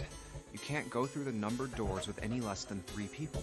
But if we split into 4 and 3, then why do 3 people have to be left behind? Just run the numbers. Let's say we go through door 7 with 1, 4, 5, 6. Who's left over? That would be 3, 7, 8. What's the digital root for that? 3 plus 7 plus 8 is 18, so add 1, 8, 9. Exactly. But door 9 isn't here, right? That means 3, 7, 8 won't be going anywhere. That was just an example, of course. There are a lot of different combinations, but the result will always be the same. It doesn't matter which 4 it is. The 3 that are left over can't go through any of the doors. I feel like Zero is forcing us into a situation where we have to make a decision like this, and that's the reason why Snake is gone. Go ahead and calculate it if you have the time. You'll see. Anyway, that's how it is. Now, if we can get back to my proposal. We only have to sacrifice 1 person if we split into 3, 3, and 1.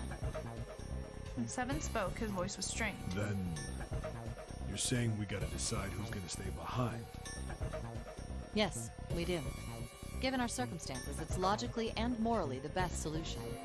If the other 6 are to survive, then 1 person has to sacrifice themselves. No, that's too cruel. What's so cruel about it? To just sacrifice someone like that? Then what's your plan? Maybe we should sacrifice 2 people instead of just 1. That's not what I meant. We shouldn't sacrifice anyone. I told you, that's Okay, but we have to be impossible. realistic at the same time. Wake up. Whoa, calm down, you 2. Santa stepped between Lotus and June. Look, what Lotus is trying to say is, you should aim to bring the greatest amount of happiness to the greatest amount of people, right? Exactly. That's how democracy works. Well, would you like to be the one that's sacrificed, Lotus? And for that reason, I think the only fair way to decide who will be sacrificed is through a vote. What do you think? No, that's terrible. I'm not asking you. Shut up. What about you, Santa? Me? Well, I agree, I guess. All right, that's 1 vote for. Counting mine, that's 2. 7. I can't say I agree with you, but we don't exactly have a choice. If we don't do something, we're all gonna die. Glad to see you get it. If I can get 1 more vote, then it's decided. What about you, Clover? Clover had moved away from the group and was sitting on one of the beds. Her whole body drooped. Junpei didn't know if she'd even heard Lotus's proposal. Hey, Clover, Lotus walked over to Clover and gently laid a hand on her shoulder. your brother has to be behind one of the numbered doors. We've searched everywhere, but we didn't find him. Doesn't that mean he has to have gone through one of them somehow? Clover slowly lifted her Let's face. go look for him together, okay? She If we manipulative. sacrifice one person, then we can go look for him. You agree with me, right? Okay. She's so manipulative. Clover nodded once. The motion carries. Lotus spun around and walked towards Junpei. Now, let's start a vote to... That won't be necessary. Ace had barely spoken for Lotus's entire speech, and everyone jumped a little. 6 pairs of eyes turned to look at him. He didn't seem to notice or even care. I will stay. That should solve our problem, yes?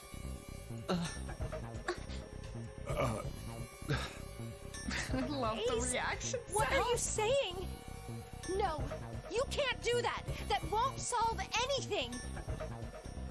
June's voice shook, and she looked around desperately for someone to agree with her. Ace simply looked at her. June, I'm afraid you may have misunderstood me. I said I would stay, but I never said I would sacrifice myself. Huh? I trust you. Each and every one of you. I believe you'll come back for me. Whoa, whoa, whoa. There's optimistic, and then there's just nuts. Those doors only go one way. You go in, you don't come out. If we go through them. You won't be able to return, correct? Yeah. True, but that will not be the case once you've escaped from the ship. What? Please, I beg you. Once you've escaped, come back and rescue me. Ideally, within the time limit Zero has given us. No, that's ridiculous. There's no way we could get back in time. Finally, Junpei could hold his tongue no longer. We've only got 5 hours left. We don't even know where the hell we are. How on earth are we gonna find someone to come and rescue you? Then, perhaps you would prefer to stay instead of me? Or perhaps you would be willing to leave June behind? Ace's voice was dignified, without a hint of cruelty or malice. Junpei had no rebuttal. You see, there's no other choice. Then I see we've come to our conclusion. Go on. Don't worry yourselves about me. Go, quickly. Junpei stood frozen by indecision, unable to move.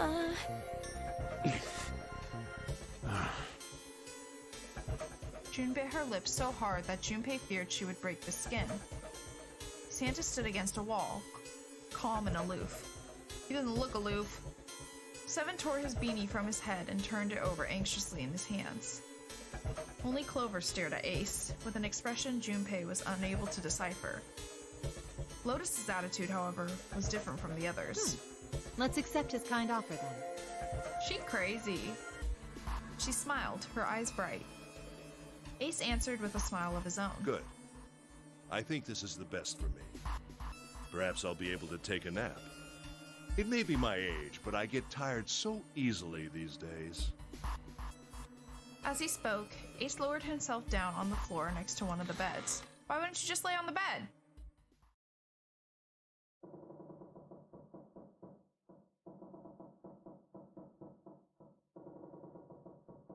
I don't like the creaking sound. From somewhere deep in the ship, Junpei suddenly heard the screeching of metal on metal. It was almost as if the ship were screaming. Would it really hold until their time limit was up? Already, D-Deck was flooded. In the sudden silence, the only sound was the sad metal wail of the ship. Unsurprisingly, it was Lotus who spoke first. Well, what are you waiting for? We're wasting time. Why don't we hurry it up? As if a spell had been broken, the others all began to talk at once. You're right. We should get going. That's all we can do right now. 7. Seriously. Honestly, I was getting kind of sick of listening to you guys talk. You too, Santa? I have to find my brother. Wait, all of you. Let's just calm down and think about this. There has to be a way to get everyone out. There has to be. Girl, you gotta move Right, on. Jumpy? Ailing, thank you for the lurk. Say something. Yeah, let's think. There's gotta be another way. His words sounded hollow and fake. Fine. Forget about it. I'll figure it out on my own. She spun around and ran towards Ace. He had slumped down next to the bed when June grabbed his arm and Ace! pulled. Come on, Ace. Please stand up.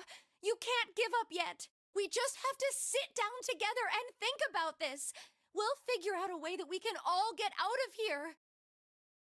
Then it happened. Oh? Hello? Ace fell forward.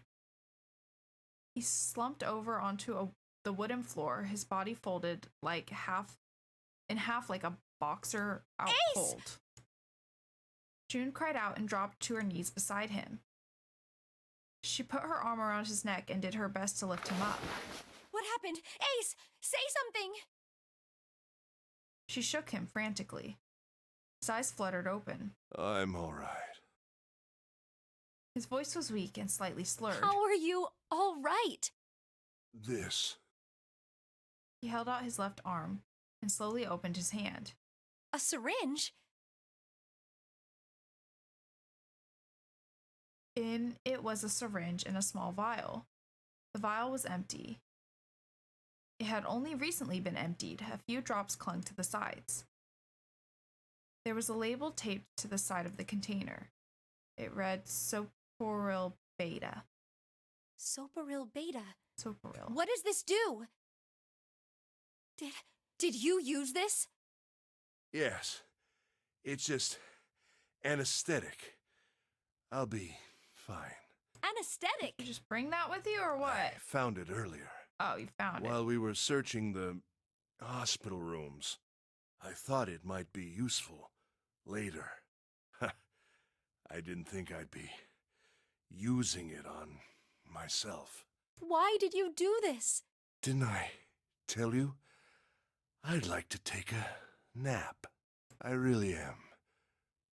Very tired. No kidding. I wonder why. Junpei knew that wasn't why he'd done it. Ace had injected himself with his anesthetic to forestall Junpei and June's attempts to bring him along. He couldn't move, there was nothing they could do. He'd injected himself so that they would be forced to leave him behind. Hmm? Probably a good Is there idea since something you frickin' want June to is not moving on. Say, I just like to sleep a little. Could you keep it down? Just let the man sleep. No, don't, Ace. Don't fall asleep. Oh my god. Oh my You god. feel warm, so comfortable. I think I'll have a nice dream. Okay. Ace's eyelids drooped further and further, almost as though he were dying. Ace! Ace! She shook his shoulder again and again, but this time he didn't respond. Only the gentle rising and falling of his chest told them he was alive. Junpei was relieved to see he was, in fact, still breathing. Let's get him up on a bed. He lifted Ace up off the floor and laid him on the bed he'd been leaning against. Zach Matthews 240, thank you so much for the follow. I hope you're enjoying the stream. When Junpei turned around, Lotus gave him a look of pity. Well, we really don't have a choice now. Oh, shut We up. can't let his sacrifice go to waste, right? Like you even mean I that. swear to God, most of these people be driving me crazy. You say something? No, nothing. It felt wrong, but he had to agree. Ah! Ba ba ba ba ba ba. Ba ba ba ba ba ba. Ba ba ba ba ba ba. Da da da.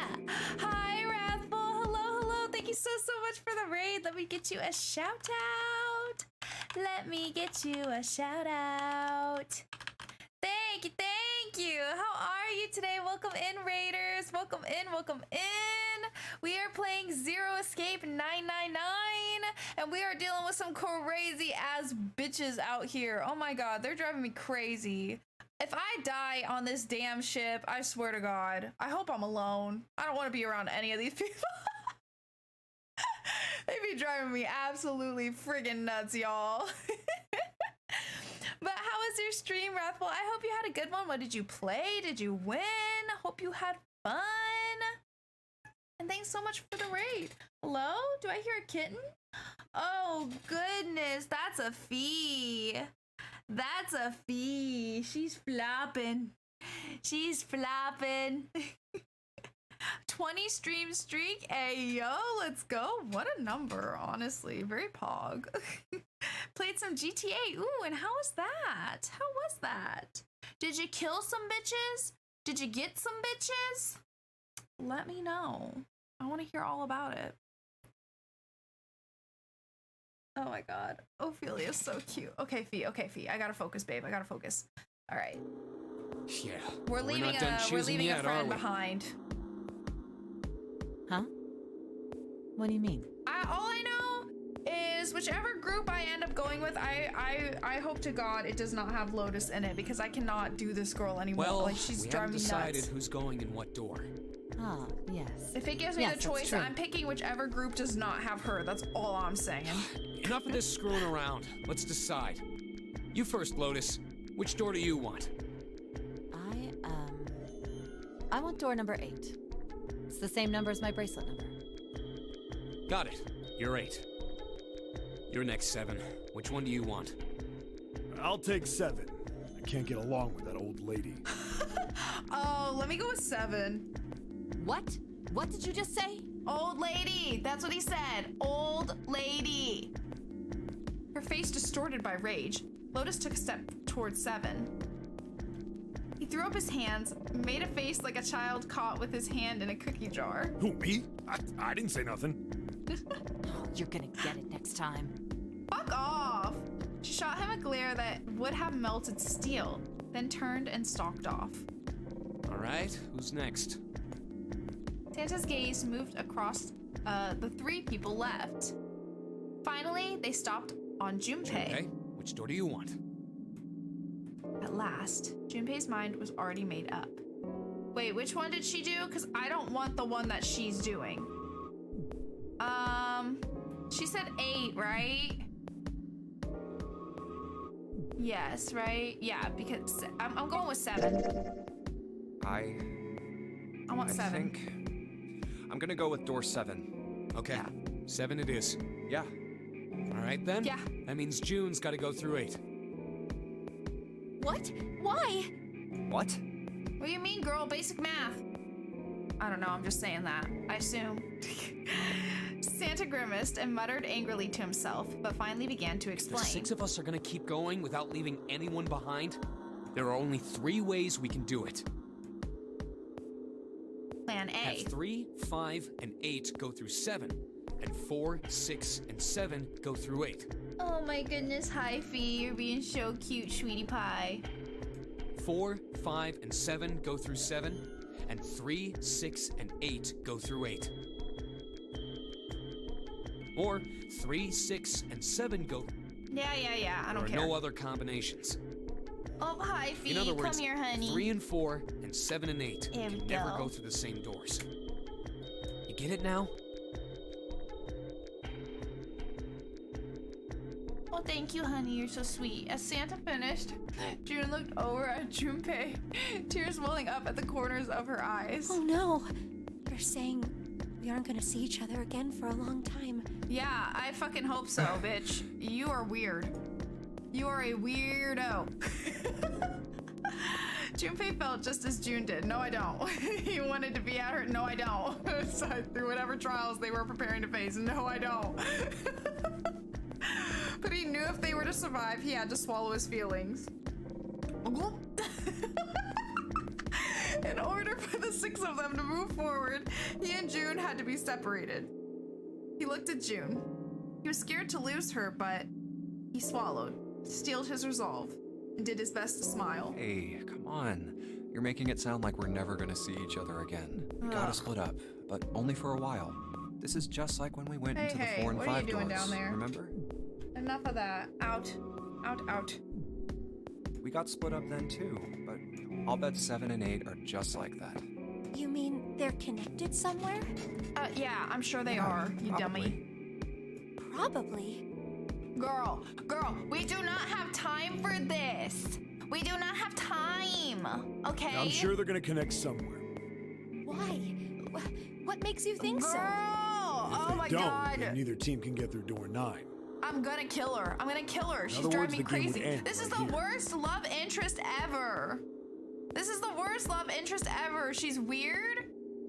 She says some out-of-pocket ass shit constantly. Or, Iris, or she just goes on and on and on about something that's not relevant. Iris, I swear to God, honey. No. Zero's been on top of his shit so far. I don't think he'd blow it now. And she clingy as fuck. I'm damn sure that son of a For bitch wants what? to We have went to as like fun as long grade as school possible. together. We're not even like actively friends still. He's not gonna end this game until we get through the 9 door. Oh my god. The effect I have on women. It's a curse, what can I say? The tears were gone, but her eyes were still sad as they looked at Junpei. He met them, and with what reassurance he could manage, laid his hand gently on her shoulder. Everything's gonna be fine. We're gonna see each other again. I promise. I really hope not. Junpei bit her lip and gave him an almost imperceptible nod. Iris, you have got to stop, hun. You've got to stop. Come on. I'm moving. Thank you. Thank you. Thank you. Don't look so flabbergasted. Thank you. Yeah, she looks flabbergasted, but she's like also still kneading the bed. She's like, bitch, what the fuck? But still actively making biscuits. It's so funny. All right, June bit her lip and gave him an almost imperceptible nod. Yes. Promise? Oh, yes, yakusoku. Okay, let's go. Santa's voice shattered the moment. You guys are done, right? Yes, I fucking hope so. He stretched and Anyway, continued. that's pretty much it. Clover and I will both go into separate groups. I figure I'll take 8 and Clover can take 7. Any problems with that, Clover? Clover looked away and was silent for a Whatever. moment. It was more of a dismissal than an agreement, but Santa didn't seem to care. All right, we're ready to go then. Let's move. Let's go! At Santa's command, the group split and headed for their respective doors. Clover, Seven, and Junpei walked towards door 7. Santa, Lotus, and June headed for door 8. Let's go! For a long moment, they stood in front of the door. Seven took a deep breath. You guys ready? Yeah. Okay. Okay. Let's go. Let's go!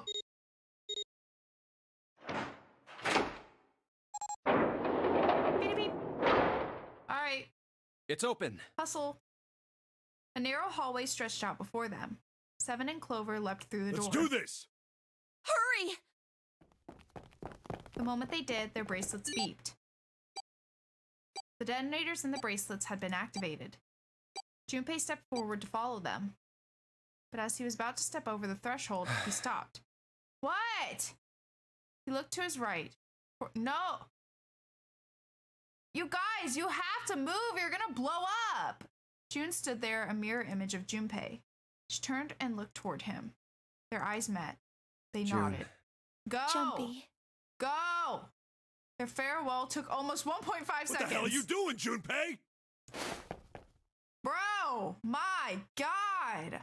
Then someone took hold of Junpei's arms and hauled him bodily through the door. Sure. Sure. He heard the sound of the numbered door slam shut behind him. His bracelet gave a cold electronic beep. You Only ding-dong. 81 seconds left! No time to waste, guys! Let's get moving! Literally. Is it not right there? Seven led the way down the hallway. Junpei and Clover followed him as fast as they could. Okay, yeah. After what seemed like far more than 81 seconds, that's a pretty sizable amount of time, really, when you're just running down a hallway looking for this. They reached the end of the hall. Look! The door on the left! I can see the dead! There was no time to rest or catch their breath. All three slammed their hands in quick succession over the scanner panel of the dead.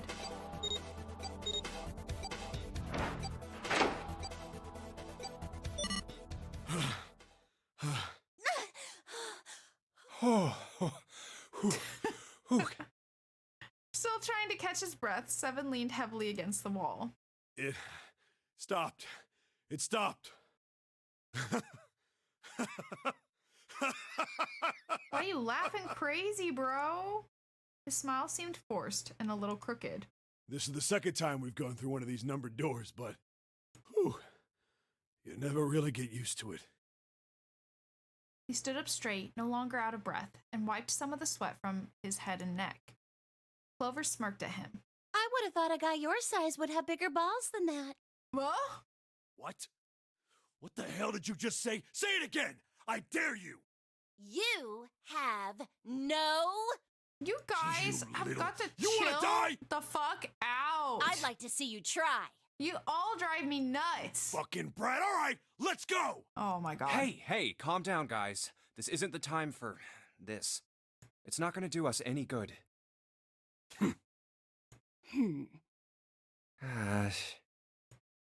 Junpei sighed. Sometimes he wondered if the doors and the puzzles were really the greatest challenge they faced. Wait here for a minute, alright? I'm gonna go see if there are any other doors. They didn't respond, but Junpei wasn't in the mood for a conversation anyway. Yeah, no, literally. We just came through this door. And of course it's shut tight. Duh, we wouldn't want There's to a turn short around. hallway on the left here. And an iron wall. I doubt I can get through it. At last he gave up and returned to Seven, who was tapping lightly on the wooden door. This door's the only option we've got, right? Yeah, looks like it. Hey, something's written on the door. On that iron plate. Where? It says operating room. Oh. If this thing's telling the truth, there could be body parts inside here. Well, this Exciting. is probably not going to be pleasant. Something about it made Junpei feel nervous. Well, there's no point to standing around. Might as well go in and see what's waiting for us. Seven grabbed the brass knob and slowly opened the door. The creak of the hinge sounded like the groan of an old woman. What's wrong? No, it's nothing. Chill snaked its way down Junpei's spine. Let's just go. Quickly, he gathered what courage he could and took the first step into the room. Seven followed, with Clover right behind him. Huh? Part of the room just past the door was obscured by a screen. What the hell is this? Why don't we take a look? Hey, Clover! Clover's curiosity got the better of her, and she darted past Junpei to peer around the screen. Well, shocking. Her scream nearly blew out Junpei's eardrums. Clover! He and Seven ran toward Clover to see what had Hey, frightened what's her. wrong? They rounded the screen, and the cause of her outburst was immediately clear. What the hell is It's this? just a fucking, like, mannequin? Come on. Is this a corpse? No, it looks like a mannequin. It's got, like, joints and stuff. It was something that looked kind of like a human, lying across some sort of bed. No, not a bed. An operating table. The table sat on a rusty steel lift, and a cluster of bright operating lights shone down on it from the ceiling. We should probably take a closer look. Yeah. Slowly they approached. Okay, yeah, that's a fucking mannequin, you ding dongs. Wow, it's the first time that it's actually a mannequin. Usually people confuse it the other way around. As they got closer to the body, it became clear that it wasn't a body at all. This is... What the hell? That's just a huge doll or something. Doll? For open heart surgery practice. Look. Clover did not look terribly comforted. Slowly, she approached the operating table and looked, as intently as possible, from as far away as possible, at the thing. Junpei could see her relax. You're right. It's only a doll. Man, it really scared me. She heaved a great sigh of relief and wiped a few drops of sweat from her forehead.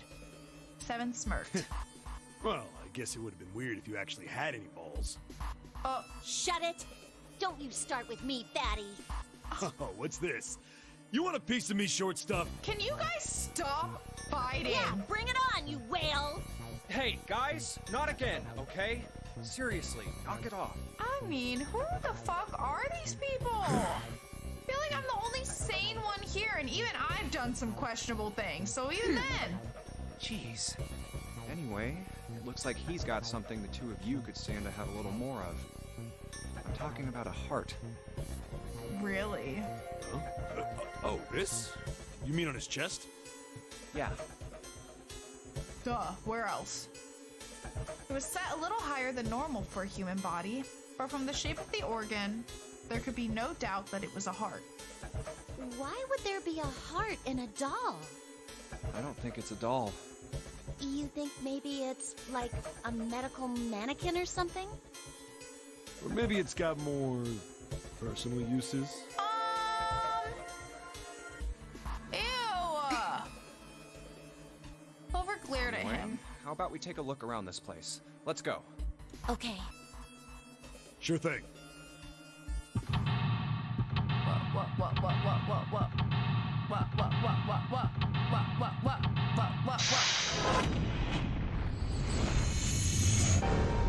It's escape time, baby!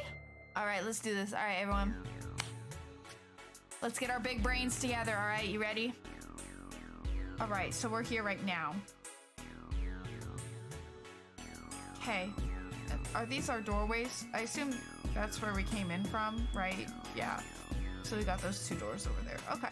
Cool. Let's take a look. An operating table. Do you think old operating tables looked like this? No idea. These dolls are really kind of creepy, you know. It says something on here. John? You think that's the doll's name? Maybe. This thing is creepy. I wonder why it's on the bed. White Claw. Ew, I don't like that dude. I don't like him one bit. An internal organ, specifically a lung. Medical mannequin with its guts showing. Ew, gross. Hey, Junpei. There's a slit in this thing's chest. Yeah, sure is. There's something in there. Maybe we can get it out. Damn it, this stinking thing won't budge. It's stuck. Well, I guess you can't use force on this one then. You need something small that can fit into that little hole. Okay.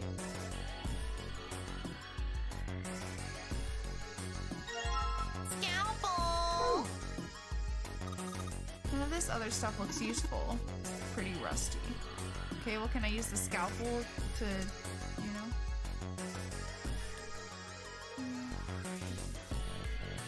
It's not it, apparently. Suppose that'd be too easy. There are a whole bunch of bottles on the shelves. They all look like medicine. They've got labels, but they're all big medical words that I don't understand. Drawer's empty. Nothing here. It's all like the same stuff. Oh crap, out the bombs. That's funny, actually. That fake chest? That is one wild ass looking fake chest, let me tell you something. Maybe you're supposed to heat something like that gauze to kill the bacteria. There's a boiling thingy over here. There's nothing on the way. Okay. And what's this? Ah! Ah! Another medical mannequin? From the looks of it, one's a chick. She has a name too, Lucy. Poor thing. She looks like Miss Lucy only has a head and a left arm. Maybe we're supposed to gather all her parts? Oops. Oh. Okay. Guess we're not ready yet. Some kind of device attached to the bed. It says scale. Okay. We'll use these for surgery. Let's see, syringes, cups, and a plate. This sort of scissory thing. The forceps! We need the doctor to come in. Ixides, where are you? What's this? It's got these short iron legs. Maybe it's a heater? There's nothing inside it. We need the doctor.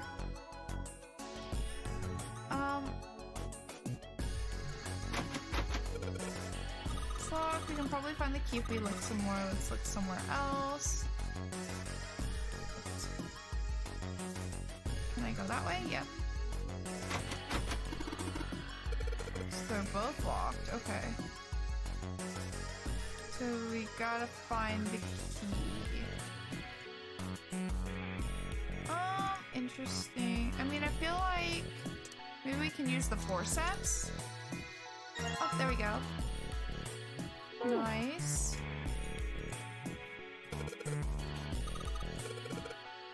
Oh my god, I can't. Okay, let's actually like search. So we took the organ thingy out of the chest. The long, not an organ thingy. This part here on the back, it's all rubbery. You're right. It's fake organ, of course it'd be. Wait, what's 7 grabbing it for? Feels like there's something in here. You think we can cut through the rubber part? Let's try cutting the organ with a scalpel. Yay! A key! I'm a fucking genius! Let's see which door it goes to. First try, let's go. This is the, what does that say? Preparation room? Why is the R like... Whatever. Anyway, it's fine. Ooh, little hooks. Your coat here. Hello? Fee, that scared me. She just grabbed my arm. I was not expecting that. Let's see if... Huh. A piece of paper. What's this? This is some kind of medical record? Let's take a look. Ooh. Wait, what screen did it say? File. Medical record found in the preparation room has records for the 2 mannequins. There's a male mannequin named John and a female named Lucy. The records show each mannequin's total weight and the weight of their individual parts. Oh. Hey! Ouch! Miss ma'am, no! Off you go. Okay, so we have to put the right parts in the right spot so that they weigh the right amount. This also makes me realize I never looked at these. Oh, these are mostly just from the thing, though. Okay.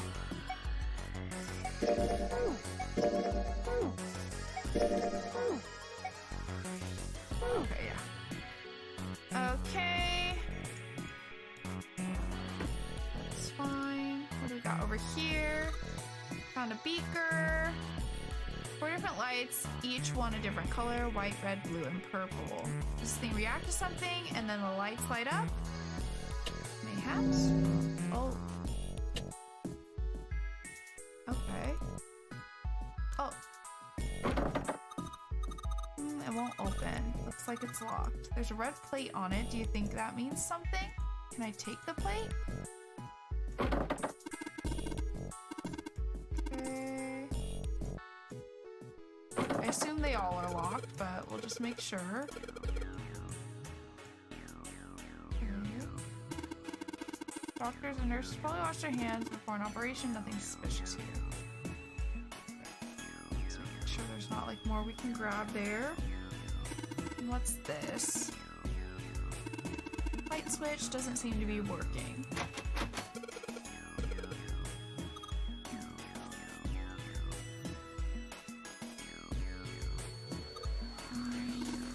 What the hell are you doing? Don't you want to get out of here? But I'm tired. Kind of fair, not gonna lie. Okay, well this room is small.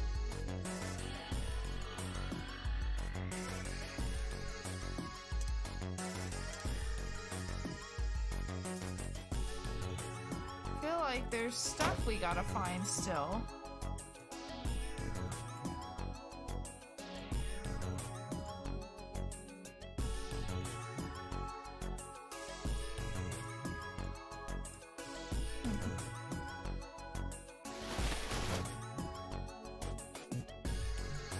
Something that appears to be a scale attached to the bed. Well, how do I put this down?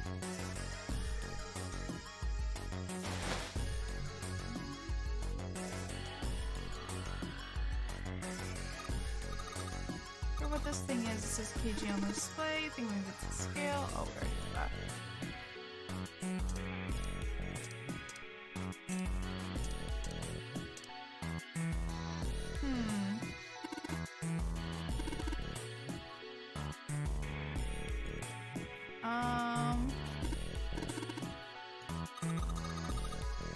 We're opening it. No handle. I can't get it under anything else either. See if we get anywhere from reading about this. This is a chest. It's a woman's chest. The heart's gone, but it's pretty hot. Huh? If that's the kind of thing that turns you on, Seven, you're a real creepo. Yeah, no kidding. Okay, well now will it let me put it down with this?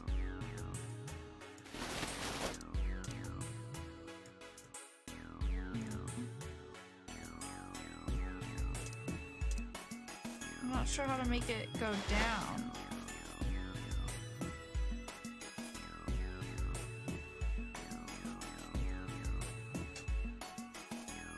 Ophelia, what you doing, honey? Come here. Come here. Come here. Thank you. I mean, maybe my key also opens the other door. I like kind of doubt it, but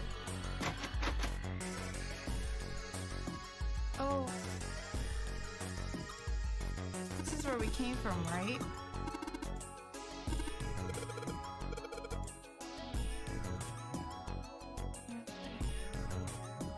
Oh, like switches don't do anything. I don't know. I'm a little bit confused, frankly.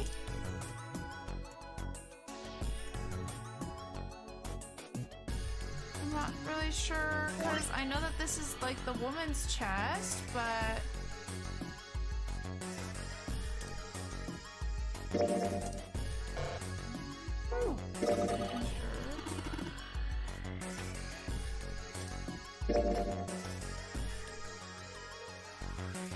on the left side. Yeah. Maybe it is in the other room, whatever I have to do. The room that we opened. I'm just not really sure what.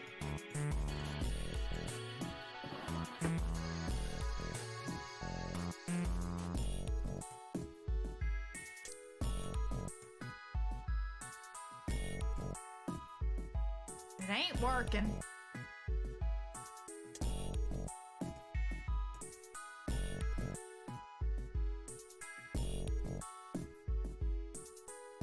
React to something, sure, but there's nothing for me to interact with in this room.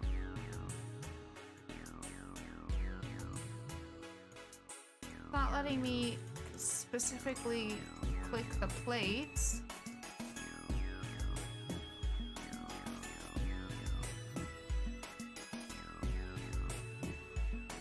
White, red, blue, purple.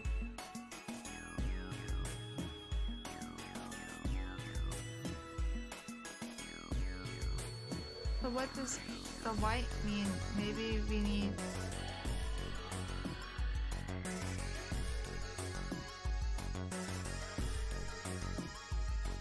It's got one of those symbols. I don't know which one that is, but...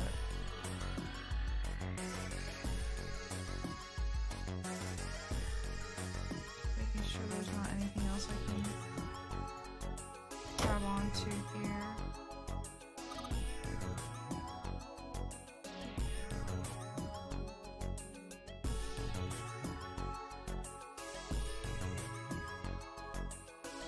Sure, I don't know what I'm missing here.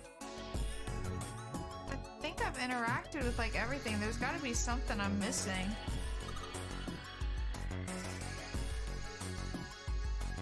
There's got to be.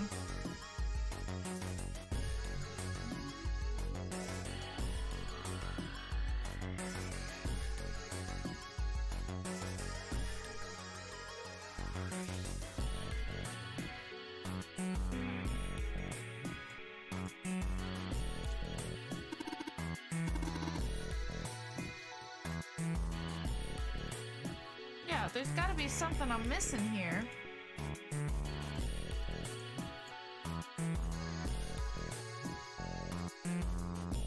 just don't know what it is.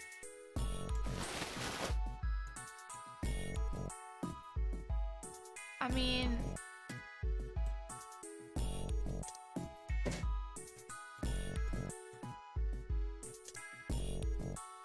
There's something I need to do to make the item go there?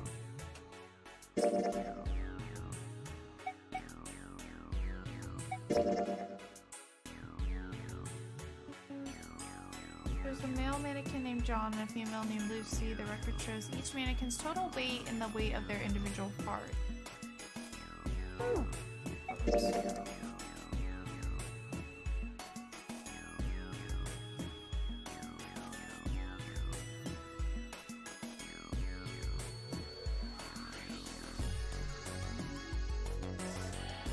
I mean, that would be fine, but...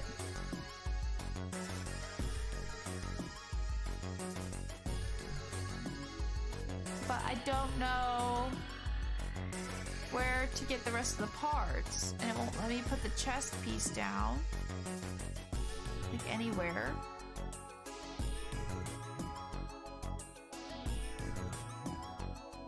So,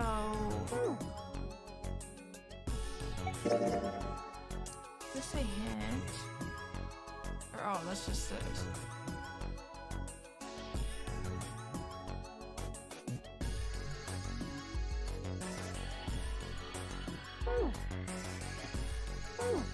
Well, that doesn't help.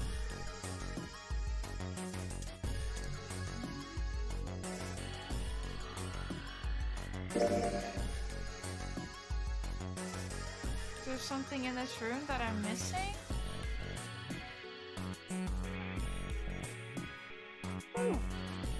I mean, there's gotta be if it's not this.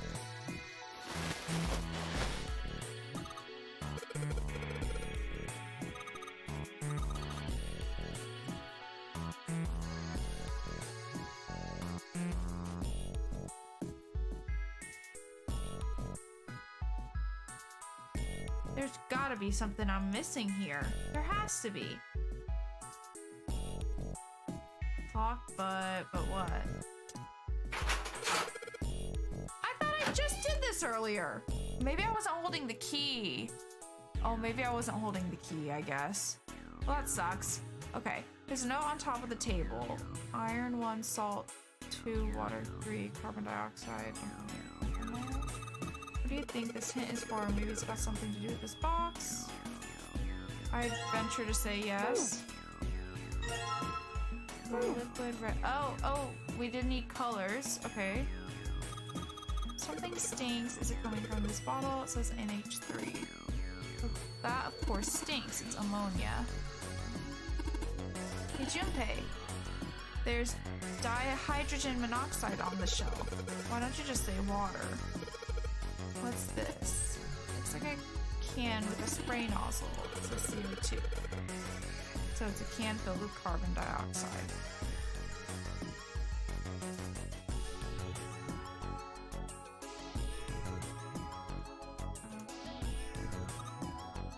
Think there are any slugs on this ship? If there are, I was thinking we could put salt on them. Whoa. Do you think Seven will shrivel up when we put it on him? Hey, you say something? A little iron powder on the shelf. Oh my god, don't want to make me do too much science. Let's see what this thing will open. Is it locked? I probably need to put in a passcode. I mean, geez, they've even got a keypad on there. How much more obvious can you get? Only enter 3 numbers. E is for enter and C is for clear. Once you input the numbers, press E. If you mess up, press C. Alright. Well, no, I'm not sure what the number is. Oh, come here, Fee. Come here. I know you just love to be perched up on my PC, but my PC doesn't love to be perched up on kitties. We don't know what our things are, so I'd say let's go back to the other room real quick. And let's see if we can do the colors thing. because we do have 2 colors now.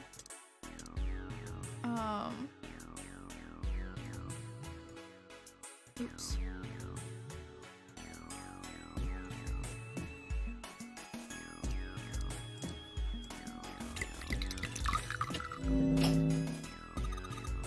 And red. Good about that. Didn't you hear that just now?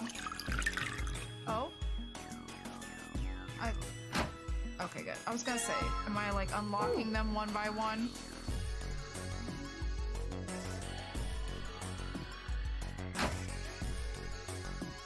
Okay. Blue liquid. Pour it up! Hi, Ulti! Thank you for getting your daily mints! Hello, hello! How are you doing? Alright, let's see. Another one. Beautiful. Alright. And then we do a little blue, and we do a little red, and we make a little purple. Beautiful. I'm at work just doing some work. Oh, how's work going? Hope it's going good. Yes, yes, yes. I understand how colors work. Thank you. Ooh, a torso or tummy. All right. Okay. Perfect. Now I think we can probably put her body down.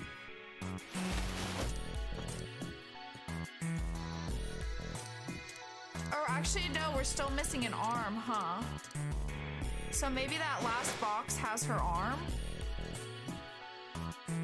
I would venture to say. But I'm still not sure how to know what order to put the things in.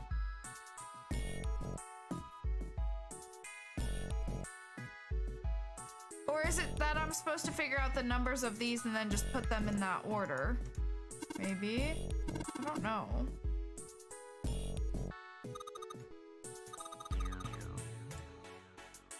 Hold on. So carbon dioxide, ammonia, and ethanol. Carbon dioxide, ammonium, and ethanol.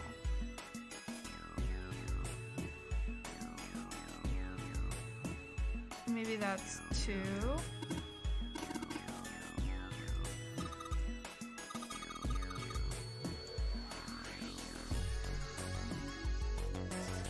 Either that or it's the number of...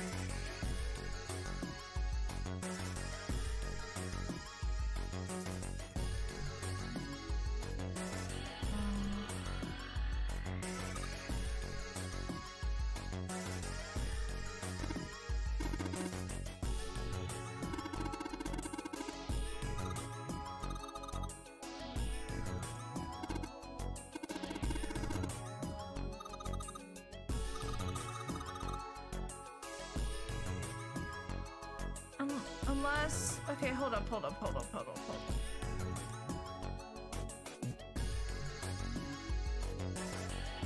Okay, let me think here. So, am I supposed to be... like, breaking down... Hi, baby.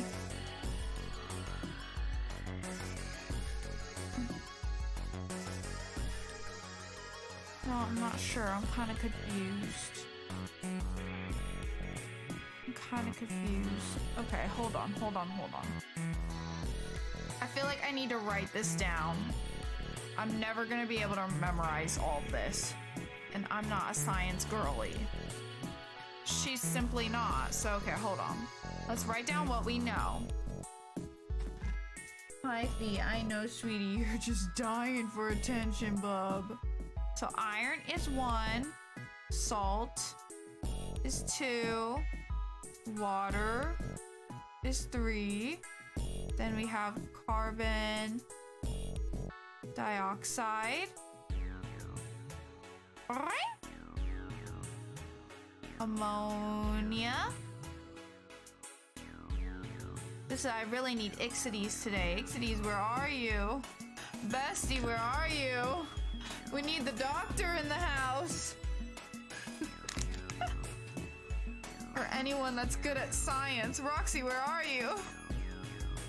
Alright, so, and then these are giving us information of what they're made of. So salt is 1 sodium, 1 fluoride, then iron,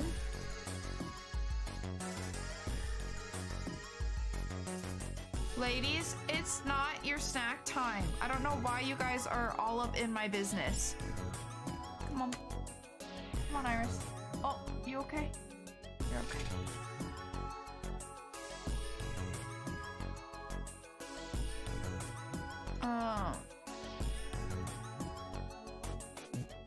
Okay.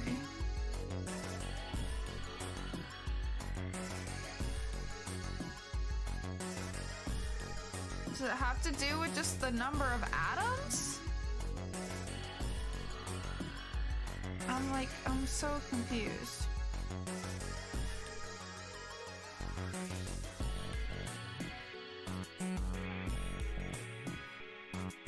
So, okay. Water.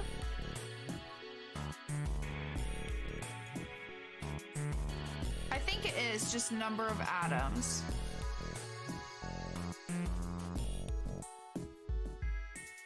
So, okay, so I assume the number that goes with them is just the number of atoms.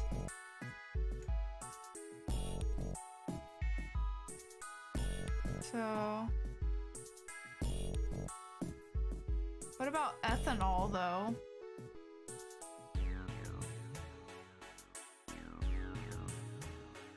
Because that means, so ammonia should be 4. Carbon dioxide should be 3. Oh. Good fucking God. Yeah, okay. Let's not get wasted right now. Might say what it is on the label, but there could be anything in there. Okay. Why are you like this to me?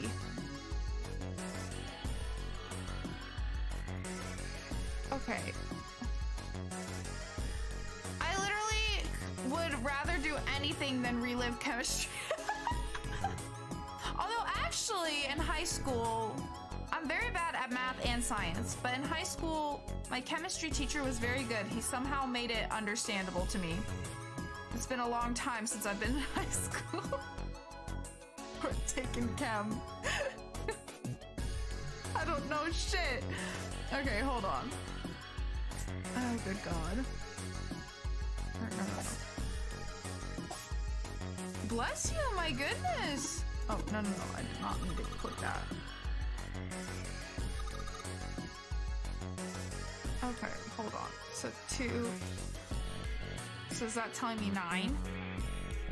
That's all I wanted to know. Thank you. Okay, so then that means the number, if we're going in order of how they're listed, should just be 3, 4, 9, right? Okay, yes. I got it, yes.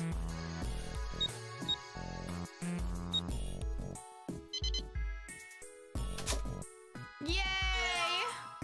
Oh, we got the heart too. Oh, Liddy Titty, let's go.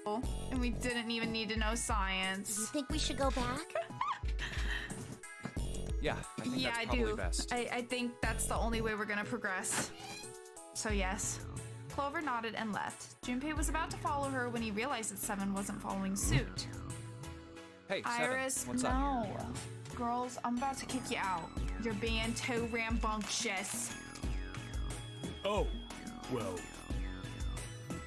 He looked up at Junpei distractedly and then back down at the brown bottle he held cupped that in a his medicine large bottle? hands. I got curious about it. Here. Oh my God. In response, Seven tossed the bottle gently to Junpei. He caught it and twisted it around to read the label. Ethylene diamine tartrate? Yeah, that's right. CDT. What kind of medicine is that? It's not medicine. I think it's an industrial strength detergent. Why would they have something like that here? Well, probably to clean stuff up. Clean what up? What do you think? Fuck if I know.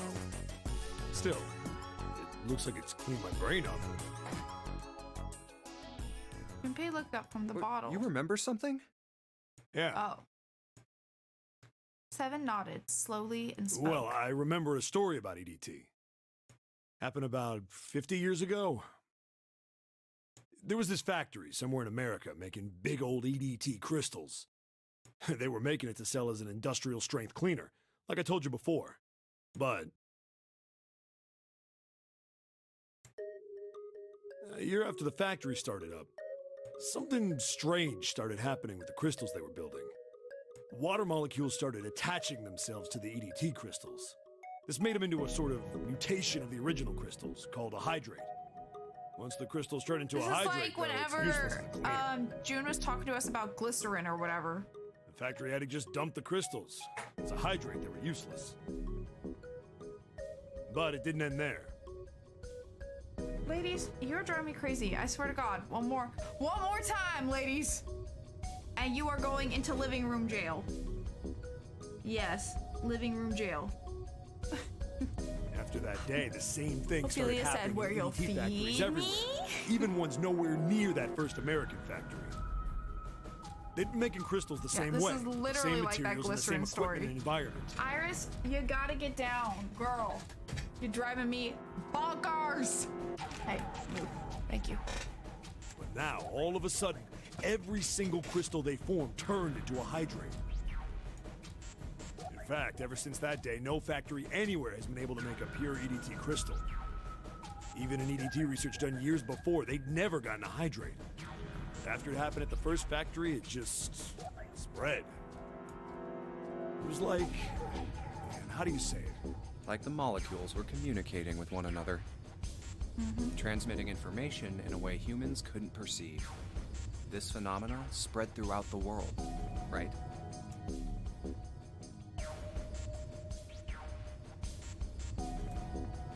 Junpei looked up at Seven with half a smirk. Seven stared at him, dumbfounded. Yeah, that's it exactly. Iris, no. How did you know? I heard another story, kind of like that one, When? in the freezer. Iris. What? The freezer? Yeah, June told me. Yeah. Give absolutely no context to the people that weren't there, Junpei, and they'll go with it and know what you mean. Hi, Zayd. Thank you for the posture check. Okay, yeah, you're right. I should stop shrimp backing. I've been bad. Okay. Junpei told Seven the story he'd heard from June in the freezer in the kitchen. How one day, glycerin began to crystallize. Iris, I'm putting you in living room jail. One more time, Iris. One more time. You're going to living room jail. And the story of ice that wouldn't melt at room temperature. When Junpei was done, Seven looked thoughtful and absentmindedly rubbed the scar Ice on that his doesn't chin. melt at room temperature, huh?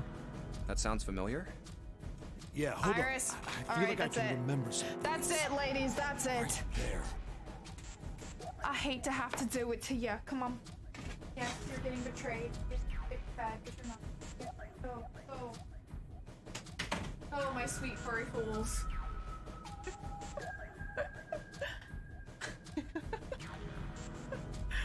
It really is the fucking like utter look of betrayal for me as I close the door. I'm so sorry, babes. But you're being absolute heathens. I warned you. I gave you like 5 chances. Alright. Seven squinted. His eyes stared off into space, as if he were trying desperately to focus on something far away.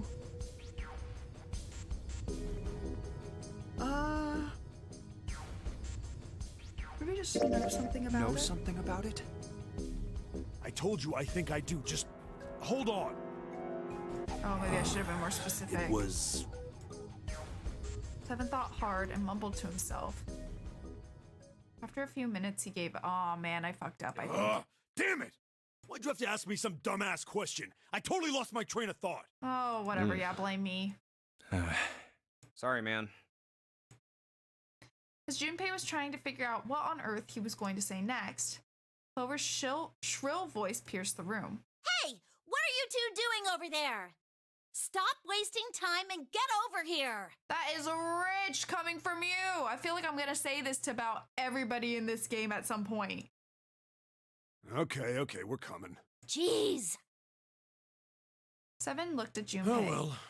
Look, if I remember anything, I'll let you know, all right?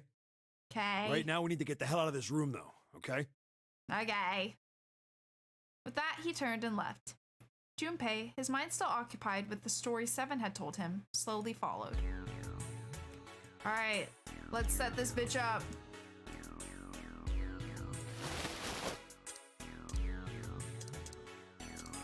I don't know if I should do like... Or, oh, maybe I need to combine? Okay, never mind, maybe not. Maybe? Okay, maybe not. Never mind.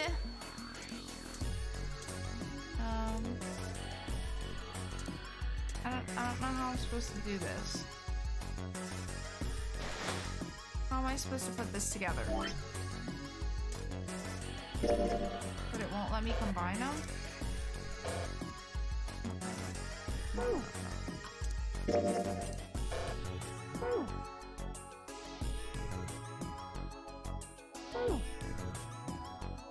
But it's also weird that it gives me...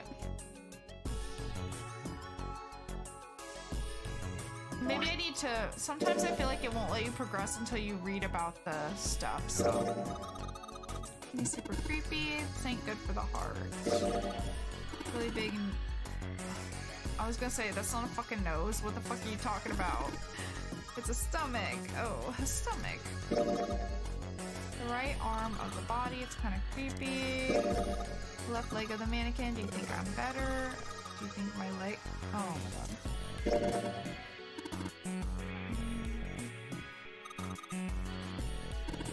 Hello? Can we stop being weird with the fucking mannequin? That would be great. Thanks. Okay, I'm still confused on how I, like, put this shit down.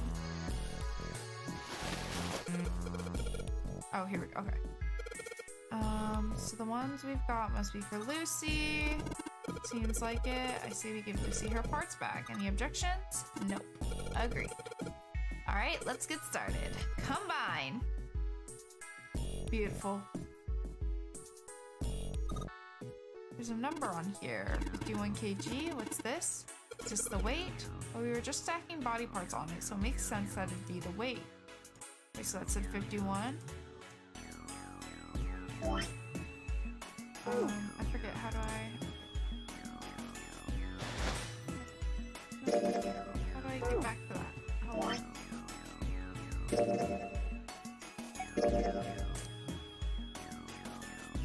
Okay. Yeah, so some things aren't the right weight. So she's currently 51 with how we have her now. Ew, is this gonna make me do math again? So she needs to be 53.2. She's at exactly 51 right now. And all of her parts should have... Oh wait, that doesn't make sense. Where the fuck does the 0.2 come from if all of her parts are like a straight number?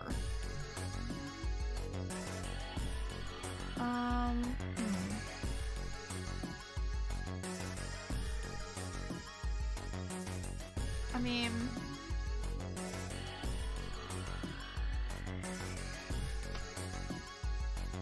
Unless it's just because it's not counting the head? I don't... Like, what?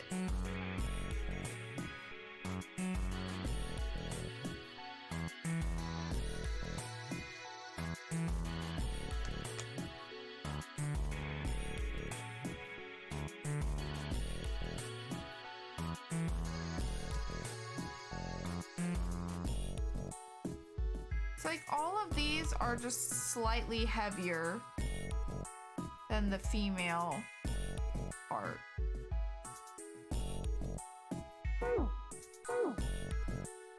Well, let's see. Can I look at...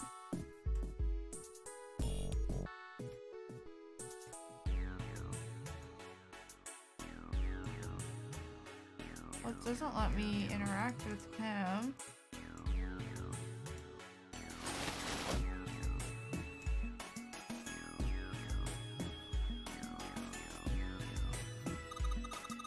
Nothing happened. That's odd. Maybe it's the wrong weight.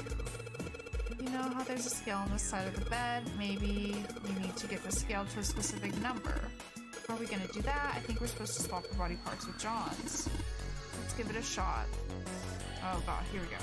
Screen will display two... Oh, thank god. You can switch their body parts by selecting the part you want to switch out. Okay, that's easier. I forget what she needs to be. 53.2, is that what we said?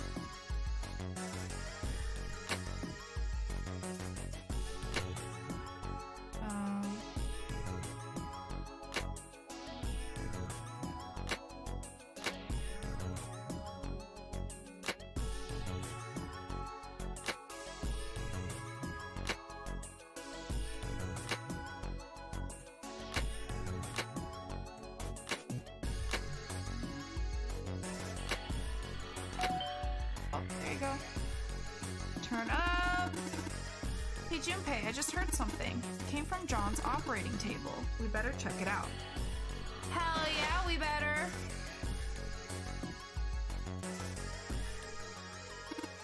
Hey Junpei, look at the scale. The lid on the scale. Ooh! It's opened.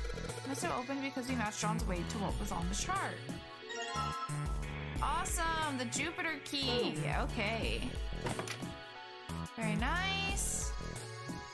And then what? That was back here, right? Or no. That's where we came from. We need to go back this way. Hey, hold on. Junpei stopped, about to put the key into the what's doorknob. up?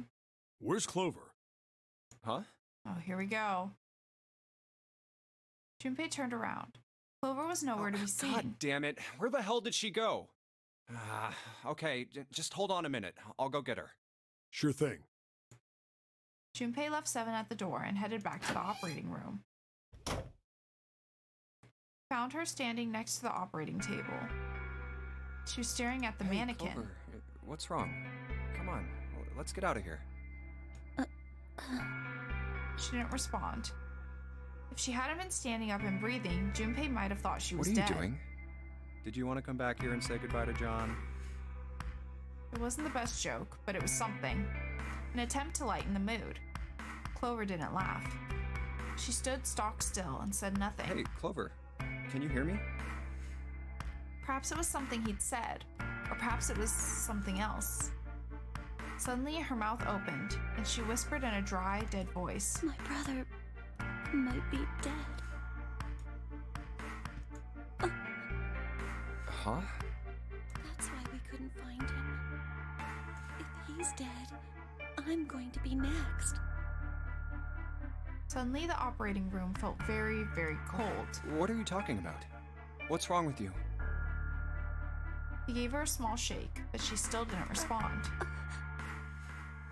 The silence grew heavier. What do you want to do? Told Clover they need to leave. Gave her... Wait, what four-leaf clover? Oh, I won't give her that, I guess. He didn't know why, but suddenly Junpei remembered something he'd been given It's in my earlier. pocket somewhere. Here it is. He reached into his pocket and dug it out. A four-leaf clover. Oh. Santa had given it to him in the second classroom, that's right. He held it out to Clover. Hey, did you know? Each leaf means something. Hope, faith, love, and luck. That's what a four-leaf clover stands for. Take it. Use it as a good luck charm. He pressed the four-leaf clover into her Listen to me, hand. Clover. No matter what happens, you can never lose hope. You have to remember what's most important, and that's to have faith and to have love. If you can remember all of those, that'll bring you good luck. Snake, I mean, your brother, he's not dead. He's alive, somewhere. I'm sure of it. You've just gotta believe in that. Clover stared at the four-leaf clover in her hand. You could see tears start to form at the corners of her eyes. Thank you. Her voice was tiny and broken, and as she spoke, she started to cry. She tried to hide her tears by looking at the floor, but it did little good. She wiped away tears with the baggy arms of her jacket, but more quickly took their place. No matter how she tried, she couldn't stop crying. Her tears made small wet circles on the floor. Thank you. She said it again. Then she looked up at Junpei and seemed to choke down the last of her grief. She did her best to smile. Junpei wiped an errant tear from her cheek with his thumb and gave her the best smile he could manage. Seven's waiting for us at the exit. But still, she didn't move. Wait, before we go, there's one thing I want to ask you. What's that? What do you think when you hear the word experiment? For a moment, his mind froze. Then he came back to his senses and realized the word meant nothing to him, aside from the dictionary definition. What? Oh. I guess it was just a coincidence then. I mean, that you knew about the four-leaf clover. Look, Huh? I'm sorry. I don't want to be a jerk, but you are making less than no sense right now. Oh, no. It's nothing. Just forget about it. Oh, don't give me that. You really think I could just drop this? What is this experiment you were talking about? Clover looked away. The four-leaf clover was still in her hand. She stared at it for a long moment and then finally spoke. You promise you won't tell anyone? Cross my heart. Really? Really? I can trust you, right? Of course you can. don't know. Clover slipped the four-leaf clover into her pocket. Her eyes still red from crying, she looked up at Okay, Junpei. then. I'll tell you. I'll tell you what happened on this ship 9 years ago. Oh? Wait. On this ship? Yeah, this ship. He was entirely lost. He had 1,000 questions, but it was probably best, he thought, to save them until Clover had It finished. was an experiment to test some sort of psychic thing. Communicating through these fields that you can't see. Fields that you can't see? He'd heard something like this before. Clover nodded. Like, think about this. She pointed at the operating table. On top of it was a somewhat mismatched medical mannequin whose parts had been swapped with another mannequin. This is John, right? But is he really John? Huh? All Junpei could think was, she's finally completely lost Isn't it. this like Locke's socks? Plot, plot, plot, plot, plot. Or the ship of Theseus? Junpei grew even more confused. He'd never heard of either of those things, although they sounded smart. That's me. You don't know? You haven't heard of those paradoxes? No? Junpei shook his Really? head. Clover laughed. Okay, well pay attention then. This is how Locke's socks works. Oh god, here we go. Okay, we're paying attention. Let's say I've got a pair of socks. They're my favorite socks. One of them gets a hole in it. Following you so far. What would you do if that was your sock, Junpei? I mean, even if it's my favorite sock, I'd still probably just get new ones. Well, I'd pitch it, I guess. But it's your favorite pair of socks. Come I mean, on, they're still who just loves their socks though. that Yeah, much? they're still just It doesn't matter. Just suppose you do love them that much. Well, I guess then I'd patch it. But what if another hole opens? I'd add another patch, I suppose. What if another hole opened after that?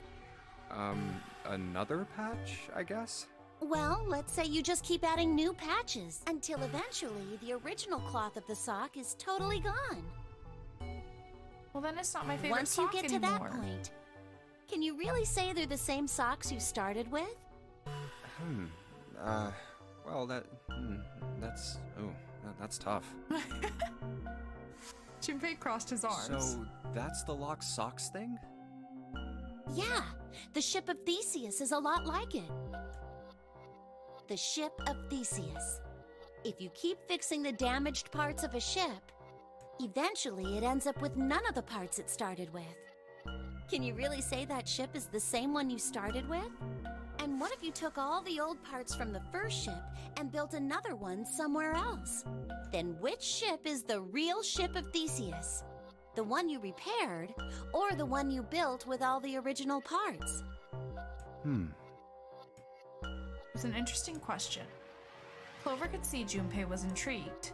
Hey, do you think it's the same? What's the same? These guys. Is this John, or is it Lucy now? This is a fascinating conversation. I'll give her that. At least this is a side conversation that has my attention. I'm listening. Take this. Take what? Mannequin full of body parts from a different body. Clover had been right. It was just like Lock's socks in the ship of Theseus. Your love lasts. Ah! It's too strong. It's too strong. Thank you, Robert. Thank you. I love you. Here's my love blast. Ah. John's head and heart are both Oh shit! his. Why do you keep talking? Wait, I wasn't reading. What happened?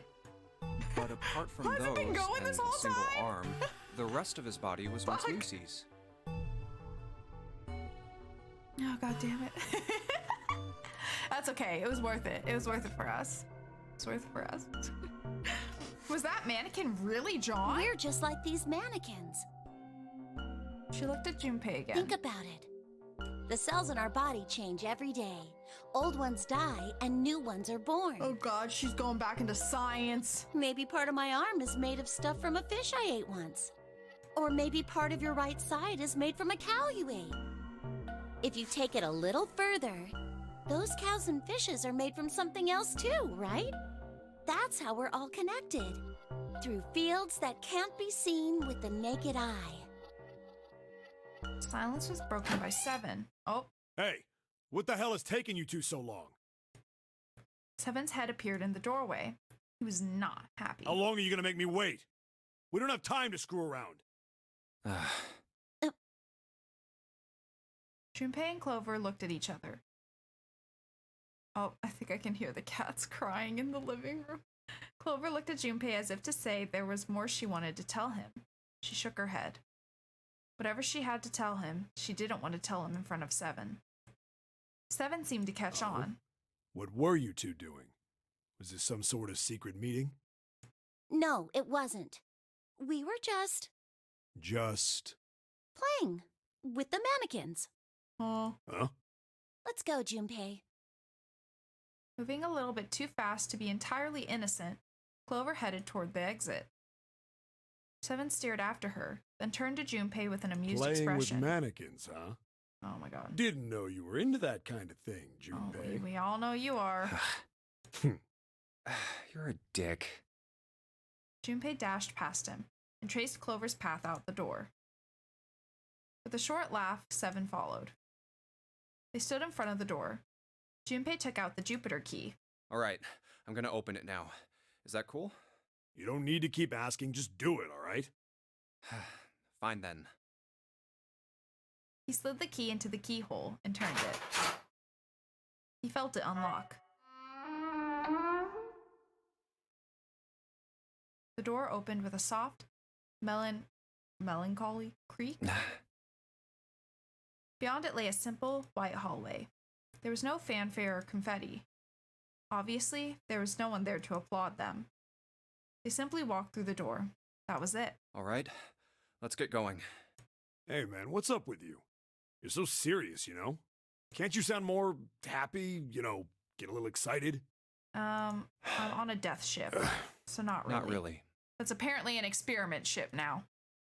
Junpei turned away from Seven and took his first step down the simple white hallway. My brother might be dead. I'm going to be next. Clover had told him only a few minutes before that her brother was probably dead, and she was likely to follow him. Like hell I can. Not after hearing something like that. Woohoo! We did it! Let's go! Alright, hold on. They left the operating room. The hallway took them around several corners and past several doors. But they were all locked. There too, huh? Every door in this place is locked up tight. How about that one? The final door was hidden in a corner of the hall. May as well give it a try. The one thing I'm learning about this game is usually not that I'm being stupid, but if I can't progress, it's because I missed like reading something. Sometimes you have to read the items in order for it to let you like do stuff with the items. And I keep forgetting that. You can't just get the item and use it. You have to like search the item and then it will let you use it. So I need to get in the habit of remembering that because that seems to be the main thing that like holds me up. Junpei grabbed the handle. As he made to push it open, a voice stopped him. A voice came from behind him and belonged to neither Seven nor Clover. Jumpy! Oh, Huh? God, not her again. He spun around. He saw someone running toward him from the other end of the hallway. There were 3 people coming toward Junpei and his companions. June? And Santa! And Lotus too! They pulled up short in front of Junpei, breathing hard. Whoa! What the hell is this? What are you doing here? What? But we didn't... Before he could finish, Clover Hey spoke guys! up. Could you come take a look at this? She was standing near the end of a small hallway that branched off to the right. The rest of them ran over to her, curious as to what Look she on found. the wall here. There was something on the wall at the end of the hallway. A map of the ship's interior? It says C deck. So it's the map for this floor then? Door 7. And... Door 8. Yep, they both eventually end up at this hallway. Yeah, isn't that what I said? We aren't going to be split up permanently till we find door 9. We might get separated for a little while, but we'll see each other again. Otherwise, we won't be able to open door 9. That's how the nonary game works. I see. Junpei looked at the map of the ship's interior again. Wait a sec. Hey, could this lead to... As he looked more closely, his surprise and excitement gave him weariness. You've got to be kidding me. One by one, the others saw what he'd seen. We may as well go. Yeah. He moved as one for the door. Almost forgot. We should keep this. He pulled the map of the ship's interior off of the wall, put it in his pocket, and followed the others. The 6 of them stood in front of the door, arrayed in a semicircle. Santa stepped forward, took hold of the door, and spoke without looking back at the other Ready? 5. I'm gonna open it. Slowly, all 5 nodded their silent assent. With a deep breath, Santa threw open the door. What do we got? What do we got? They poured through the doorway and into the room. Even without looking around, each one of them knew where they were. It. They were just where the map had said they We're would back. be. Oh. In the hospital room. Well, I see. I believe I understand what you're saying. do you have a nice nap, Ace? The 6 of you split into 2 teams and went through doors 7 and 8. You solved the puzzles in the operating room and the laboratory. How did you know that there was an operating room and laboratory in And there? then met one another in I the guess just from hallway the after map. opening your respective locked doors. He looked like anyone might, after only just waking up, but it seemed that his brain was working as well as ever. He had managed to grasp, summarize, and understand each team's report. At any rate, I feel a bit silly for my little show of altruism. I know I said I was sure you'd come back for me. I didn't think it would happen so soon, though. Ace shook his head with a rueful smile. Well, we saw each other again and we ain't dead, so I say that's good enough. 7 smiled. Anyway, I said we get out of this creepy old place. We found the key we need. The key? Ain't that what I just said? I'm talking about the Jupiter key. We found it in the operating room. Right, Junpei? Yeah. Junpei Oh, nodded. the solar system keys. Actually, we found one in the laboratory too. Here, the Earth key. Ayo. Lotus dug out a still warm key with an Earth symbol on it. I might lose it. It's probably better if you hold on to it. That way it won't be my fault if it gets lost. Yeah, on it. And with that, she pressed it into Junpei's hand. Felt slightly less Now than we have honored. 3 keys that we haven't used yet. Yeah. The Jupiter key that we found in the operating room. The Saturn key card we found in the kitchen. And the I Earth thought we key technically Lotus used just that gave key me. card to get out of the kitchen. Junpei tucked the new keys into his pocket.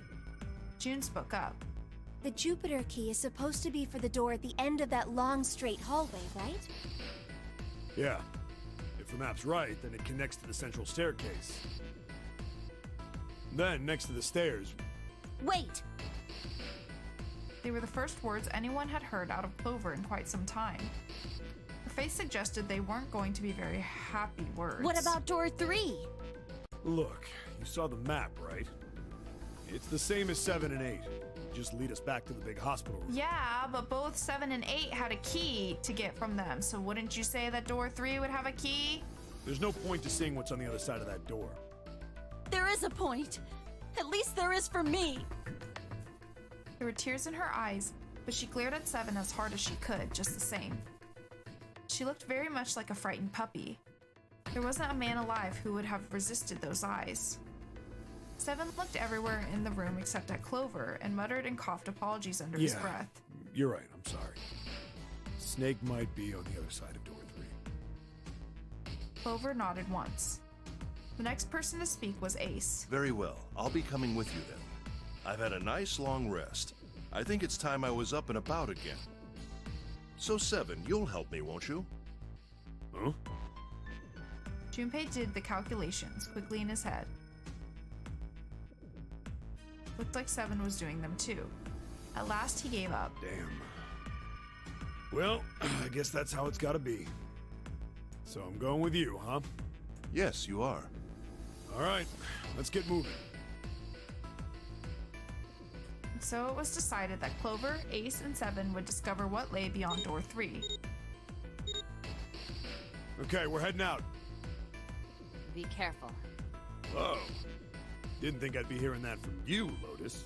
Don't let it go to your head. I'd be in trouble if the 3 of you bought it. The rest of us can't open the 9 door. Ah, the truth comes out. 7 nodded as if this answer made much more sense and pulled the lever on the red.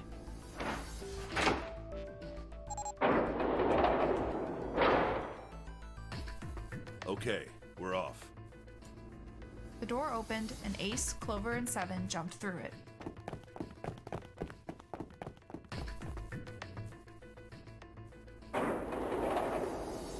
After exactly 9 seconds, the door closed noisily. All right, we should get moving too. Huh? Get moving. Where are we going? Everyone except Lotus seemed rather confused. Well, it would be a waste of time to just sit around, wouldn't it? Let me explain. Oh, I get it. We're gonna see if we can get anywhere interesting with the Jupiter key. Yes. If we're lucky, we might find Snake. They're at the end of the hallway lined by individual hospital rooms. And here's the Jupiter symbol on the keyhole. All right, Junpei, open it if you please. Yeah, on it. Junpei pulled the Jupiter key out of his pocket and slid it into the keyhole. He twisted. With a nice sharp click, he felt the door unlock. Junpei sucked in a breath, held it, and opened the door as quietly as he could.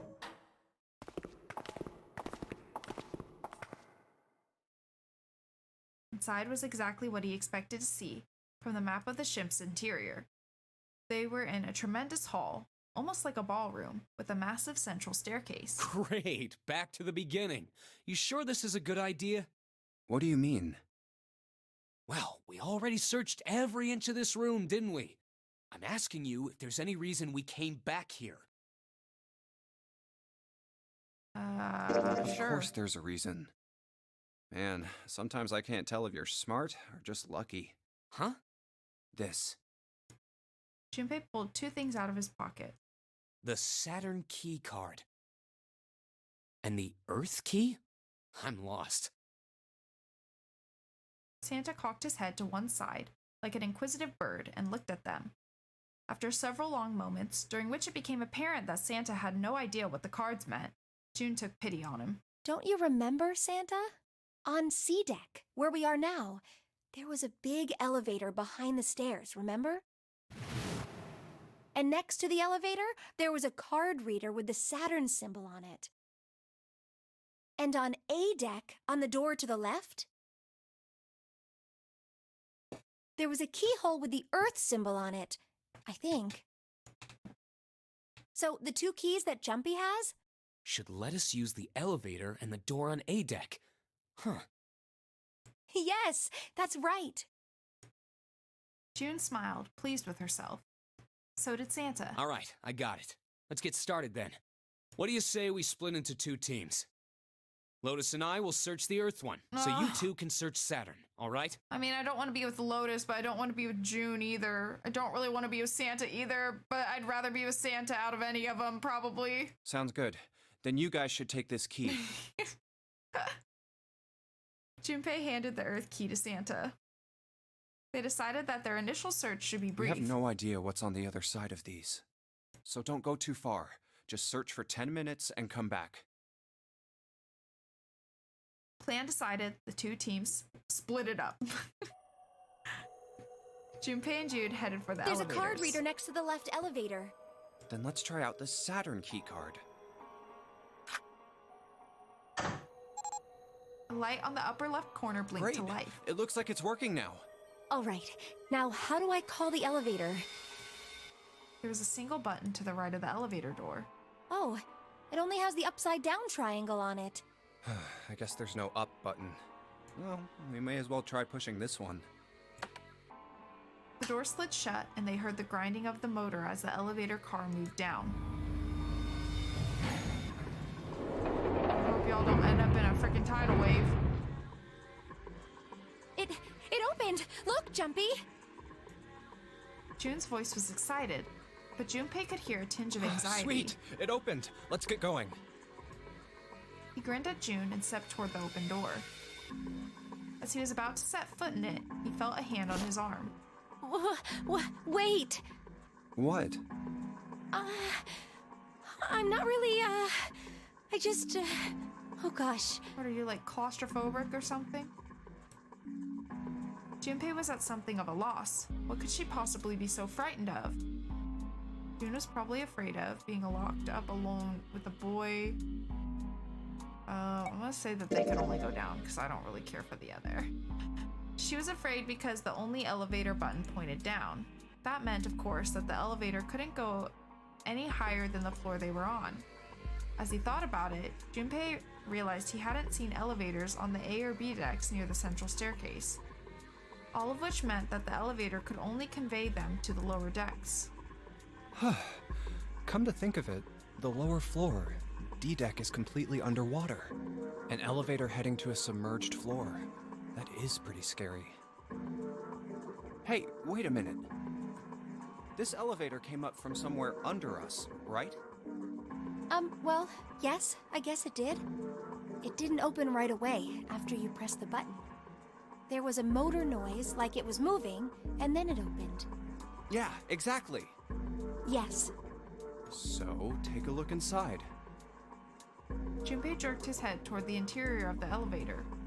It's not wet at all, is it? The walls and even the floor are totally dry. Oh, you're right. They are.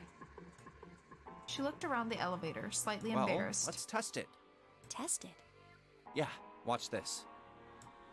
Now, I'll just put one foot inside the elevator and look over at the button. Oh, there's only two, E and C. All right, I'll push E. Pushed the E button and jumped out of the elevator. The door slid shut and they heard the grinding of the motor as the elevator car moved down.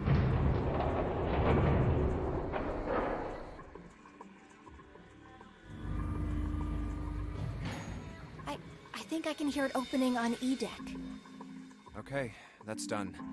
Now I'll just press the button again. A few moments later, the elevator returned.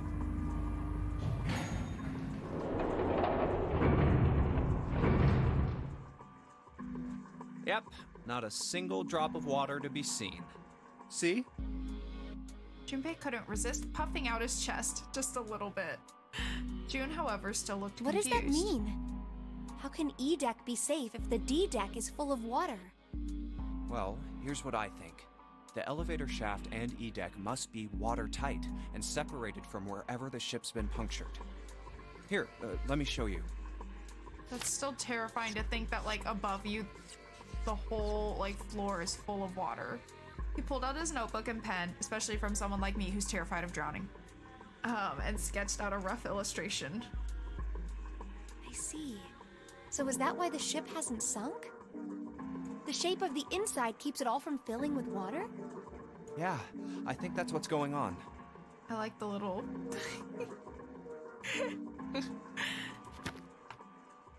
Junpei continued talking as he closed the notebook and slipped it back into his So pocket. I'm gonna go down and check it out. You stay here, all right? But... Come on, just do it, all right? He gave June's shoulder a reassuring squeeze, then hopped onto the elevator. He pushed the E button, and the door began to close. June looked worried, her eyes darting back and forth as if she was trying to make a decision, when suddenly... I'm coming with you! She gonna hop on! Huh? At the last possible moment, June dashed forward, turning sideways just in time to slip through the gap between the closing doors. Hey, wait! Junpei jammed his finger against the open button, but it was too late. Oh, crap. It closed. The door had shut. He and June were in the elevator, and it was headed down to E deck. He was so surprised by June that he didn't even have time to think about what awaited him on the E deck. I can't just let you go alone, you know. Ah, jeez.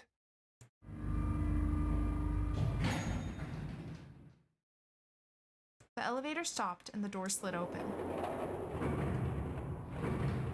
They tentatively stepped out and looked around. It looks normal. No fish going about their fishy business or jellyfish floating lazily through the water. There was, however, a blowfish, or at least something that looked very much like one. Huh? Oh, okay. June's cheeks were puffed out and her mouth a tiny, intense frown. Oh, knock it off. It's just like I thought. This part hasn't flooded. Come on, just look around. There's no water here. June looked around nervously, then exhaled. You're right. It's not flooded at all. See? But there's a whole lot of water. Yeah, right on top of us. What's gonna happen if the ceiling breaks? What do you think's gonna happen? We'd probably die. Oh no. Don't be so casual about something like that. At any rate, we should probably go back as soon as we can, once we're done looking around down here. Lotus and Santa might already be back. Okay, good idea. Now then. Junpei glanced around the room they'd found themselves in. The first thing he noticed was a set of thick iron bars. They ran the length of the room, separating the left elevator from the right Iron one. bars. Well, we can't go over there. Right. Then maybe... In the corner of the room that housed the elevators, Junpei found an Well- opening. He walked up to it and stuck his head around the corner. Oh, It looks like there's a long straight hallway down this way. Something's written on the door at the end. Wait, is... Let's check. Junpei and June set off down the hallway at a brisk clip, somewhere between a run and a jog. Clip? Before long, they found themselves in front of the door. On it was a number written in bright red paint. 6. I knew it! This is a numbered door. And indeed, there was a red bolted on the wall right next to the door. But we can't do anything with only the two of us. We better head back and let everyone know. Yes. Junpei and June turned and headed back to C deck. Wait, what's this? On their way back, Junpei noticed a map on the wall. Is this the map for E-deck? I should take it with me.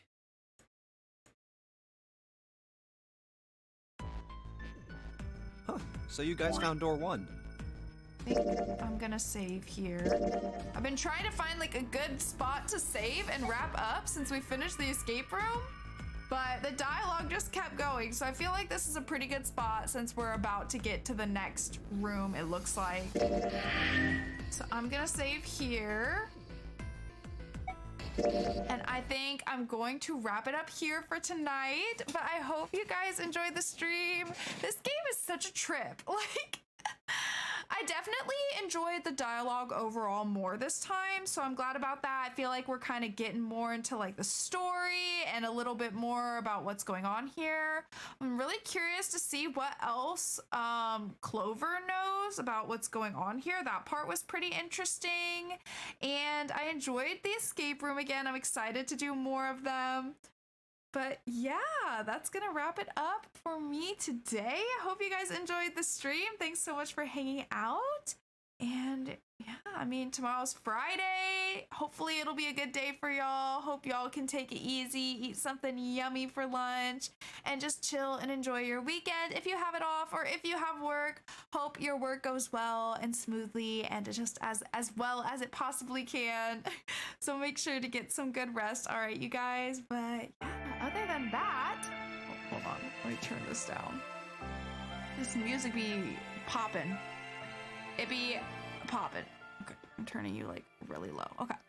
But other than that, you guys, I hope y'all have a good rest of your night. Hope you have a good Friday tomorrow. Actually, I'm turning it off. I'm turning it off. Hope you have a good rest of your night. Hope you have a good Friday tomorrow.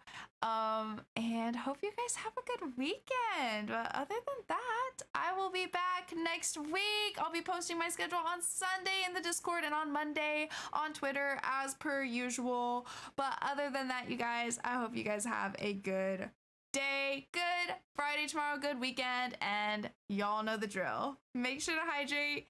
Make sure to eat something if you haven't already, and make sure to do something that will make you smile before bed. All right, you guys, and I'll see you very, very, very, very, very soon in the next one.